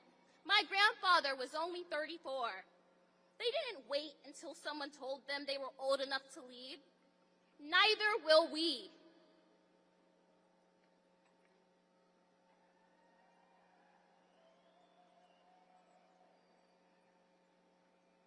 I do believe that we will be a great generation. But being a great generation is not something we get to declare. It is something we have to prove. We prove it by what we build. We prove it by who we protect. We prove it by whether we show up when someone else's rights are threatened. We prove it by refusing to confuse popularity with leadership. We prove it by understanding that justice is not something that we inherit. Justice is something we practice. 63 years ago, my grandfather told America, "I have a dream." Today, I want my generation to say something back. We hear you. We know the dream was never finished. And we know you were never asking us to simply remember you. You were asking us to continue. So we will. We will pick up the baton. We will restore the dream when voting rights are weakened. We will restore the dream when hatred tries to divide us. We will restore the dream when children are afraid to go to school. We will restore the dream when people are treated as less than human because of their race, religion, gender, immigration status, whom they love, how much money they have, or where they were born. We will restore the dream. And when somebody tells us the problems are too big, the divisions are too deep, the system is too broken, and our generation is too young, We will tell them, watch us. Because the people who marched here 63 years ago did not just give us a finish stream. They gave us a baton. And a baton is something you do not just simply frame and hang on a wall. You run with it. So to my generation, get ready. Know your history. Know what was sacrificed for you. Know that freedom was never free. Know and get set. Find your purpose. Find your people. Find the place where your gifts meet the needs of the world. And then go. Run your leg. Run it with courage. Run it with joy. Run it with love. Run it for the people who came before you. Run it for the people running beside you. And run it for the generations we may never live to see. I'd like to close my remarks by a quote that my grandfather once said. He said, "When evil people plot, good people must plan. When evil people burn and bomb, good people must build and bind. When evil people shout ugly words of hatred, good people must commit themselves to the glories of love. Where evil people would seek to perpetuate an unjust status quo, good people must seek to bring into being a real order of justice." I'm here to remind you today that we will be a great generation.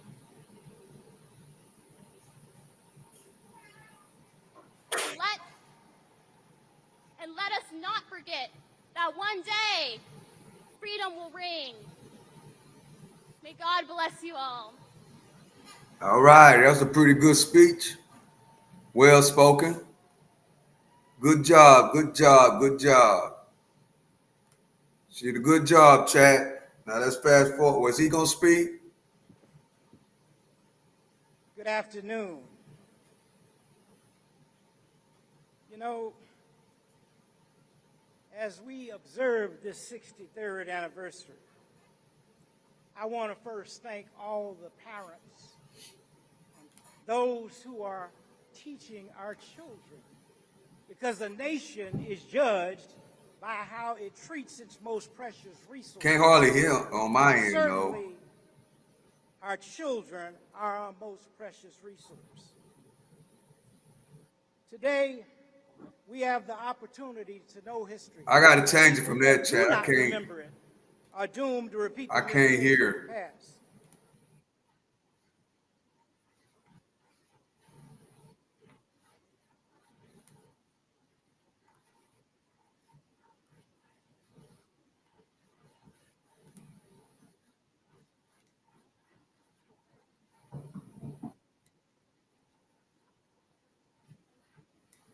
For Americans to vote. But Dr. King's dream is under threat in other ways as well. Dr. King understood that political freedom and economic freedom are inseparable. And that is why the March on Washington was not simply a march for voting rights, as enormously important as that was. It was the March on Washington for jobs and freedom. As Dr. King, a strong ally of the trade union movement, famously said, quote, "What good is having the right to sit at a lunch counter if you can't afford to buy a hamburger?" And let us never, ever forget, Dr. King was assassinated in 1968 while he was in Memphis, Tennessee, standing with exploited sanitation workers who were attempting to organize a union. let us be clear. It's not only voting rights that are under assault today. That part of Dr. King's dream, the dream of genuine economic freedom, is also under unprecedented attack. Today, we have more income and wealth inequality than at any moment in American history. Today, 60% of our people live paycheck to paycheck, struggling to afford groceries, health care, housing, education, and the very basic necessities of life. And while this economic crisis impacts all of our people, all races, creeds, and people in every corner of our country, it continues to disproportionately affect the Black community. Black Americans continue to face higher rates of poverty, shorter life expectancy, lower rates of home ownership, greater exposure to environmental hazards, and enormous disparities in access to capital and economic opportunities. Trump's devastating cuts to health care, education, Head Start, and other programs have only made a very bad situation even worse. My friends, 63 years ago, Dr. King stood at this location and inspired all Americans, people of every color, every religion, every background, to stand together in the struggle for racial and economic justice. And as you all well know, the message he delivered back in 1963 is as true today as it was back then. Yes, Black and white, Latino and Asian, people of all races, religions, and backgrounds must come together now in the fight for justice. We must never accept an economy in which so few have so much while so many have so little. An economy in where one man now owns more wealth than the bottom 50% of American households. Billionaires must start paying their fair share of taxes. We must never accept a corrupt campaign finance system which allows wealthy campaign contributors to undermine our democracy and buy elections. We must get rid of that disastrous Supreme Court decision, Citizens United. We must get super PACs out of the political process. We must move to... Now, I got to say something about what he just said, Chad. He said that billionaires need to start paying a whole lot more taxes. Okay, if those billionaires start paying a whole lot more taxes, you know how they're going to get their money back, right? They're going to really raise their prices. See, they complain about tariffs and say that Trump is implementing all these tariffs and the people got to pay for the tariffs on the back end. What do you think is going to happen if they make those billionaires pay more taxes? The same thing is going to happen. So on one side, they talk bad about tariffs, which tariffs is a tax. One side, they talk bad about tariffs, but then on the other side, they say, on the other hand, they say tax the billionaires. Like, what do y'all think about that, Chad? Why are they complaining about tariffs, which tariffs is a tax? They complain about Donald Trump putting tariffs on these billionaires because these companies are billionaires. They complain about Trump's plan to put on tariffs But then on the other hand, they say the billionaires need to be taxed more. What do y'all think about that, Chad? If they start taxing the billionaires, Chad, in my opinion, those guys, the billionaires that own these companies, are really going to raise prices. So what do y'all think about that, Chad? Public funding of elections. Brothers and sisters, we must never accept a system in which millions of workers continue to earn starvation wages and are denied the right to join unions. We must raise the minimum wage to a living wage at least $20 an hour. And we must pass the PRO Act, making it easier for workers to join unions. We must never accept a healthcare system designed to make huge profits for the insurance companies and the pharmaceutical industry. Healthcare is a human right. We must join every other major country on earth and guarantee health care to every man, woman, and child through a Medicare you're not listening to what I said. Single-payer program. Rewind it and listen to what I asked you. It was a question. A situation Rewind the question in which a handful that of I big asked the tech chat. oligarchs push their AI agenda down the throats of the American people, threatening millions of our jobs, our privacy rights, the mental health. I'm going to say it again. They always complaining about Donald Trump putting tariffs on these countries, right? A tariff is a tax. They complain every time Trump talks about putting tariffs on these countries, they complain about it, right? They complain about that. But then on the other hand, they say billionaires need to pay their fair share, which is the same thing. All the billionaires are going to do is the same thing that these countries do on tariffs.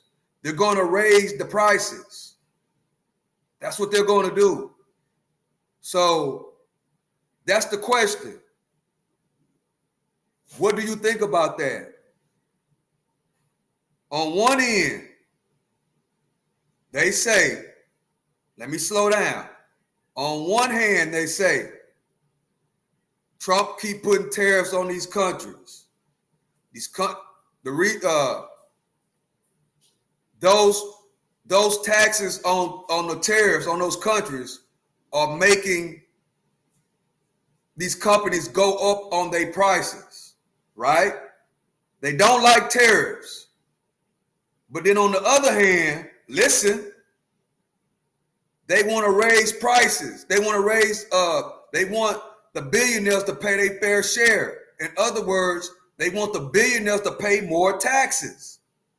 A tax and a tariff is the same thing, basically. It's the same thing. So on one hand, these same people, on one hand, they say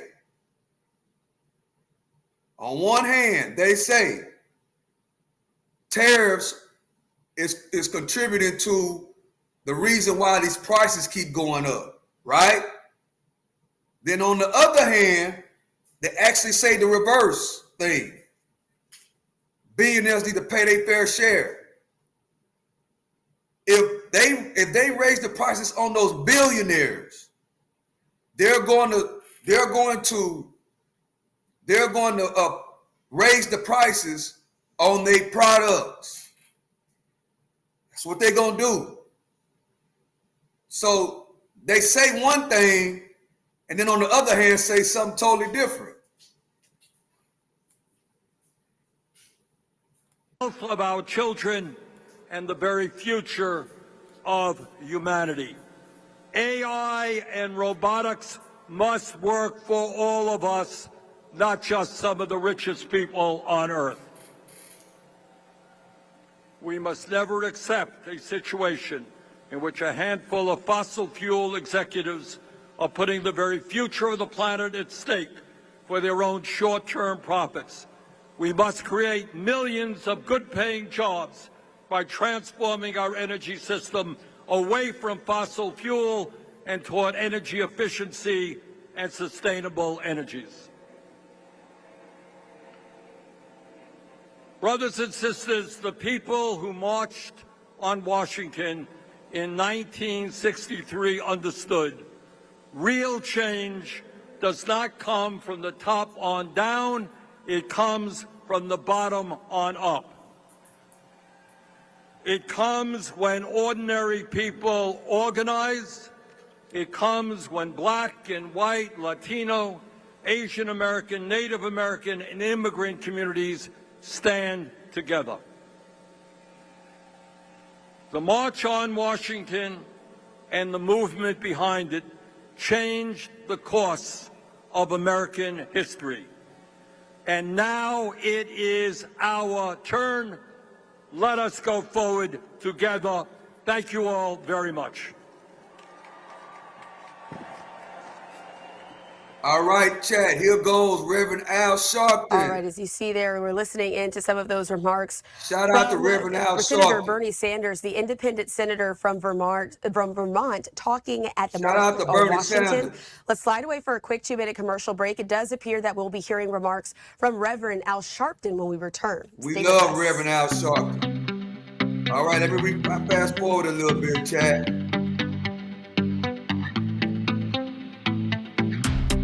Wait, am I on the right thing? No, I'm on the wrong thing. Let me fast forward a little bit so we can get the Reverend. Shout out to Reverend Al Sharpton. Live now from Fox, continuing on listening into the March on Washington. Stepping up to the microphone right now is Representative Alexandria Ocasio-Cortez, the Democrat from New York. What happened to Al Sharpton, bro? Did I pass him up?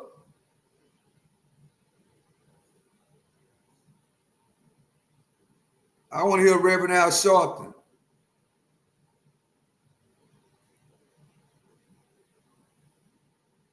I thought I seen Reverend Al Sharpton at the podium.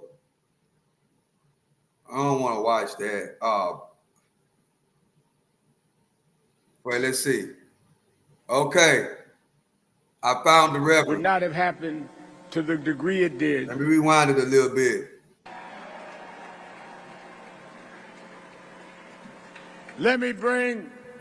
We're winding down. Are you ready to march? Are you ready to march? All right, let me bring to the stage someone that not only today wouldn't have happened without the movement for progressive political empowerment, labor rights would not have happened to the degree it did and the degree it continues to be without the president of the American Federation of Teachers, Sister Randi Weingarten. I thought Al Sharpton was going to talk, bro. I got all hyped up to hear the Reverend. I want to hear the Reverend, Chad. See if we're able to listen in. They liked it. But we just announced it, and you probably saw. So congratulations on that. Are you feeling well being on? They want to say hello. And God bless. Now from Fox. Stay with us. Dang. The next generation as well. We are so excited about the energy that we feel and the energy that has been kicked off. That lady right there, chat, is always in space. Thank you for honoring them today as well. We always. had the pleasure of speaking to them while we were up here on the International Space Station crew to crew, and it made us all incredibly connected and incredibly proud for what we have accomplished as a country and as an international program. Great job. Very proud. We're going to see you when you get back. In fact, if you want, Oval Office time, right? It's going to be another Oval Office time. We have good luck with the Oval Office, right, Jared? So we'll see you in the Oval Office, okay? Thank you very much. Be safe. God bless you. Thank you so much for your visit. We hope you have a wonderful stay in Houston.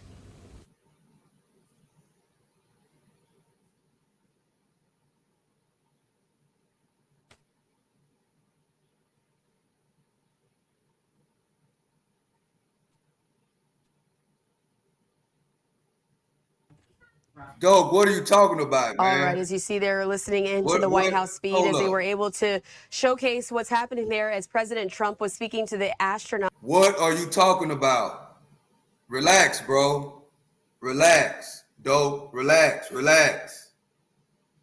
Relax. You ain't even get what I was saying, bro. You didn't even get what I was comparing.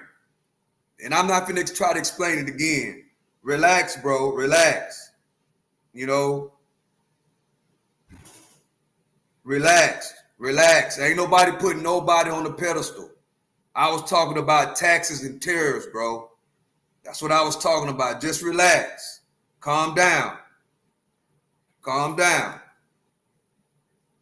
At the International Space Station.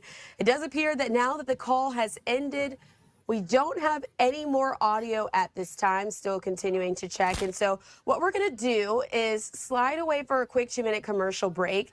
If President Trump does give any more public remarks and we're able to have that audio fed out to you, we'll certainly show it for you here on Live Now from Fox. Yeah, Chad, I thought Reverend Al Sharpton was going to speak. That's what I thought, man. Continue on and listen in to the March on Washington currently happening there on Capitol Hill. As you can see, several lawmakers. Go for broke. Say it with me. Go for broke. Risk everything, give everything, and they did. Today, we are being called for our own go for broke moment to fight for the character of our country. Let's all go for broke. Let's march, and let's bring America back on track. The National Park Service has been very helpful, and we've got to close this meeting. Therefore, I'm calling us for 1 minute. All right, Dope, peace. And we're going to ask the Democratic Hope you have a great day, chairman bro. to come, and followed by one other. Thank you, everybody. Thank you to Reverend Sharpton and to Martin Luther King III for your leadership. It is an honor to stand with all of you in this hallowed ground today, 63 years to the day since Dr. Martin Luther King summoned America to live up to its highest ideals. Why does I Have a Dream still stir our hearts 63 years later?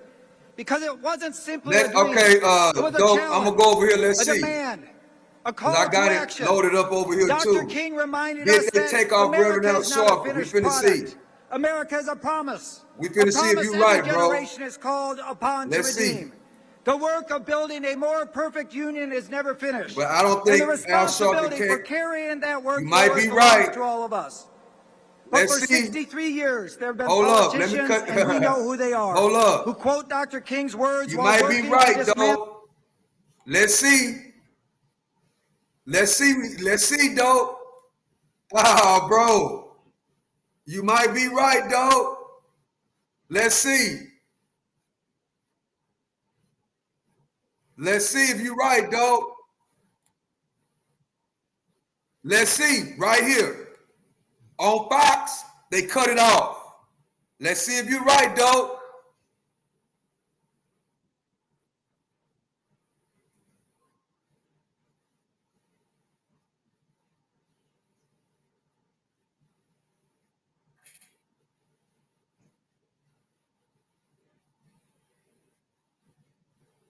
If you right, Dope, I'm gonna give you a wrench, bro.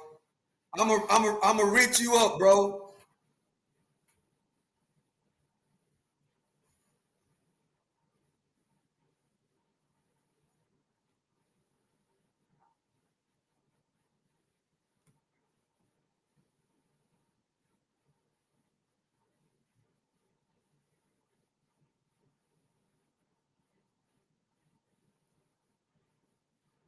It sounds like he's just announcing somebody else.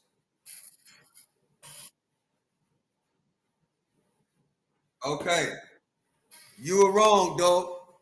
He's just announcing somebody else. I'm gonna keep it here though, because I want to hear Reverend Al Sharpton, bro. I'm gonna keep it here. But you still could be right though. You still could be right. Because if he come up here and speak and Fox don't show it, all right, here we go.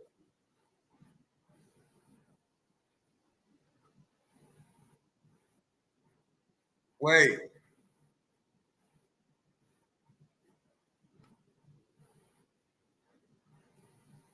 Hold up. And in Mississippi for truth and transparency and equal justice under the law for Nolan Xavier Wells. We have to vote for Nolan because he was 18 years old and he never got an opportunity to vote. We have to vote for George Floyd and Breonna Taylor and Trayvon Martin and Ahmaud Arbery. So when I say George Floyd, I want you to say vote George Floyd. When I say Breonna Taylor, I want you to say vote Breonna Taylor. When I say Trayvon Martin, I want you to say vote Trayvon Martin. When I say Ahmaud Arbery, I want you to say vote Ahmaud Arbery. And when I say Nolan Xavier Wells, I want you to say vote Nolan Xavier Wells. I rest my case. Y'all, let's go vote like our children's lives depend on it. Thank you, Reverend Al Sharpton. Let me bring on our closing speakers, the chairman of the board of the National Action Network and the head of the Conference of National Black Religious Organizations and Pastors Grace Baptist Church, Reverend Dr. W. Franklin Richardson. He'll be joined by the co-chair, attorney who has been a fighting activist and policy expert all of her life. They will bring on the last four speakers, and we will begin lining up in March. Been a long life. Dr. W. Franklin Richardson and attorney Jennifer Jones Austin. It's been a long day, Chad. I want to thank our president. I'm finna have to get ready to get up out of here, though. It's about to be 1 o'clock. I didn't even know. For us to be here and called us I got to get ready to get up out of here, Chad. We are thankful. I got to go work out On behalf of the National Action Board on the Friday.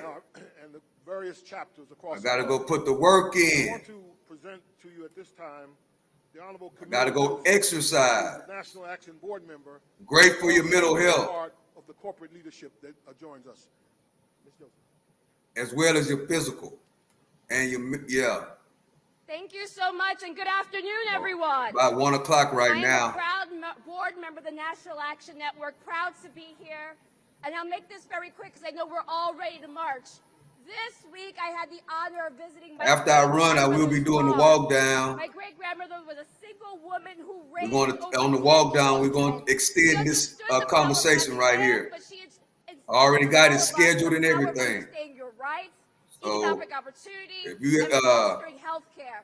And now, subscribe to the channel and come join me on the walk down and come join the conversation. Orders on stage at the very march she watched from her living room, thinking through what our country was. What is the walk down, Stock Sniper? Well, I run 3 miles, sometimes more, and then I go live, and I walk about 1.25 miles, sometimes more. A lot of people like that walk down. It has helped a lot of people. It has helped a lot of people start exercising. It has helped a lot of people, go to the doctor. People have hit me up and told me that actually they're going to the doctor now. They're getting their blood work done. And one person hit me up and said they had pre-diabetes, that they didn't know they had pre-diabetes, or they drink a lot of sugar, eat unhealthy, and they come on the walk, they come listen to me on the walk down, and I'm talking about exercise, health, what you put in your body, things like that. And they went and did their blood work, because I also say that go get your blood work done. They went and got their blood work done and found out they was pre-diabetic, right? So they started doing a lot of things that I talk about on the walk down, which is running, not walking. Well, they didn't run. They started walking. They started walking a lot. They started eating healthy. They stopped drinking and eating sugar. They cut all the sugar intake completely out. They started eating healthy. lean meats, you know, and it took them about 10 months, but then they hit me up and said that they no longer have prediabetes. It took them about 10 months to get the prediabetes numbers down. See, but the thing is, they caught it in time. They went to the doctor. When I kept talking about going to the doctor like I do, they went to the doctor and got their blood work done. And their numbers was right above pre-pandemic levels. It was a little bit above borderline. So in other words, they caught it in time before it develops into full diabetes. And they started exercising. They started eating right. They stopped drinking sodas all the time. They stopped eating cakes all the time. They went on a lifestyle change. And it took about 10 months, close to a year, for them to bring those numbers down without medicine. And they brought those numbers down up under the level. Now they're not pre-diabetic no more. And it changed their life. They staying away from the sodas. They're not running like I do or exercising like I do, but they're walking. They're living a healthy lifestyle. They're drinking more water. They're eating more fruits and vegetables. They're finding foods that they like, you know, and they implement that in their lifestyle. It changed their life. So that's what the walk down is all about. So I got to get ready to go, chat. Appreciate y'all for rocking with me, man. Everybody that commented, I appreciate y'all. I appreciate your opinion. You know, this is the Freedom of Speech channel over here. You have a right, free speech. And I'm a good listener and I'm a good learner. We had a couple of people, we have a person in here, you know, brought up a particular company, Campbell's Soup. You know, we had where it's at. We had somebody coming in gave us a steak about a stock. Where it's at? Way up here. We have had a lot of comments today. A lot of comments. Where it's at? When that person came in and said something about soup stocks, which is Campbell's Soup, threw us a steak, you know, something that you can go look up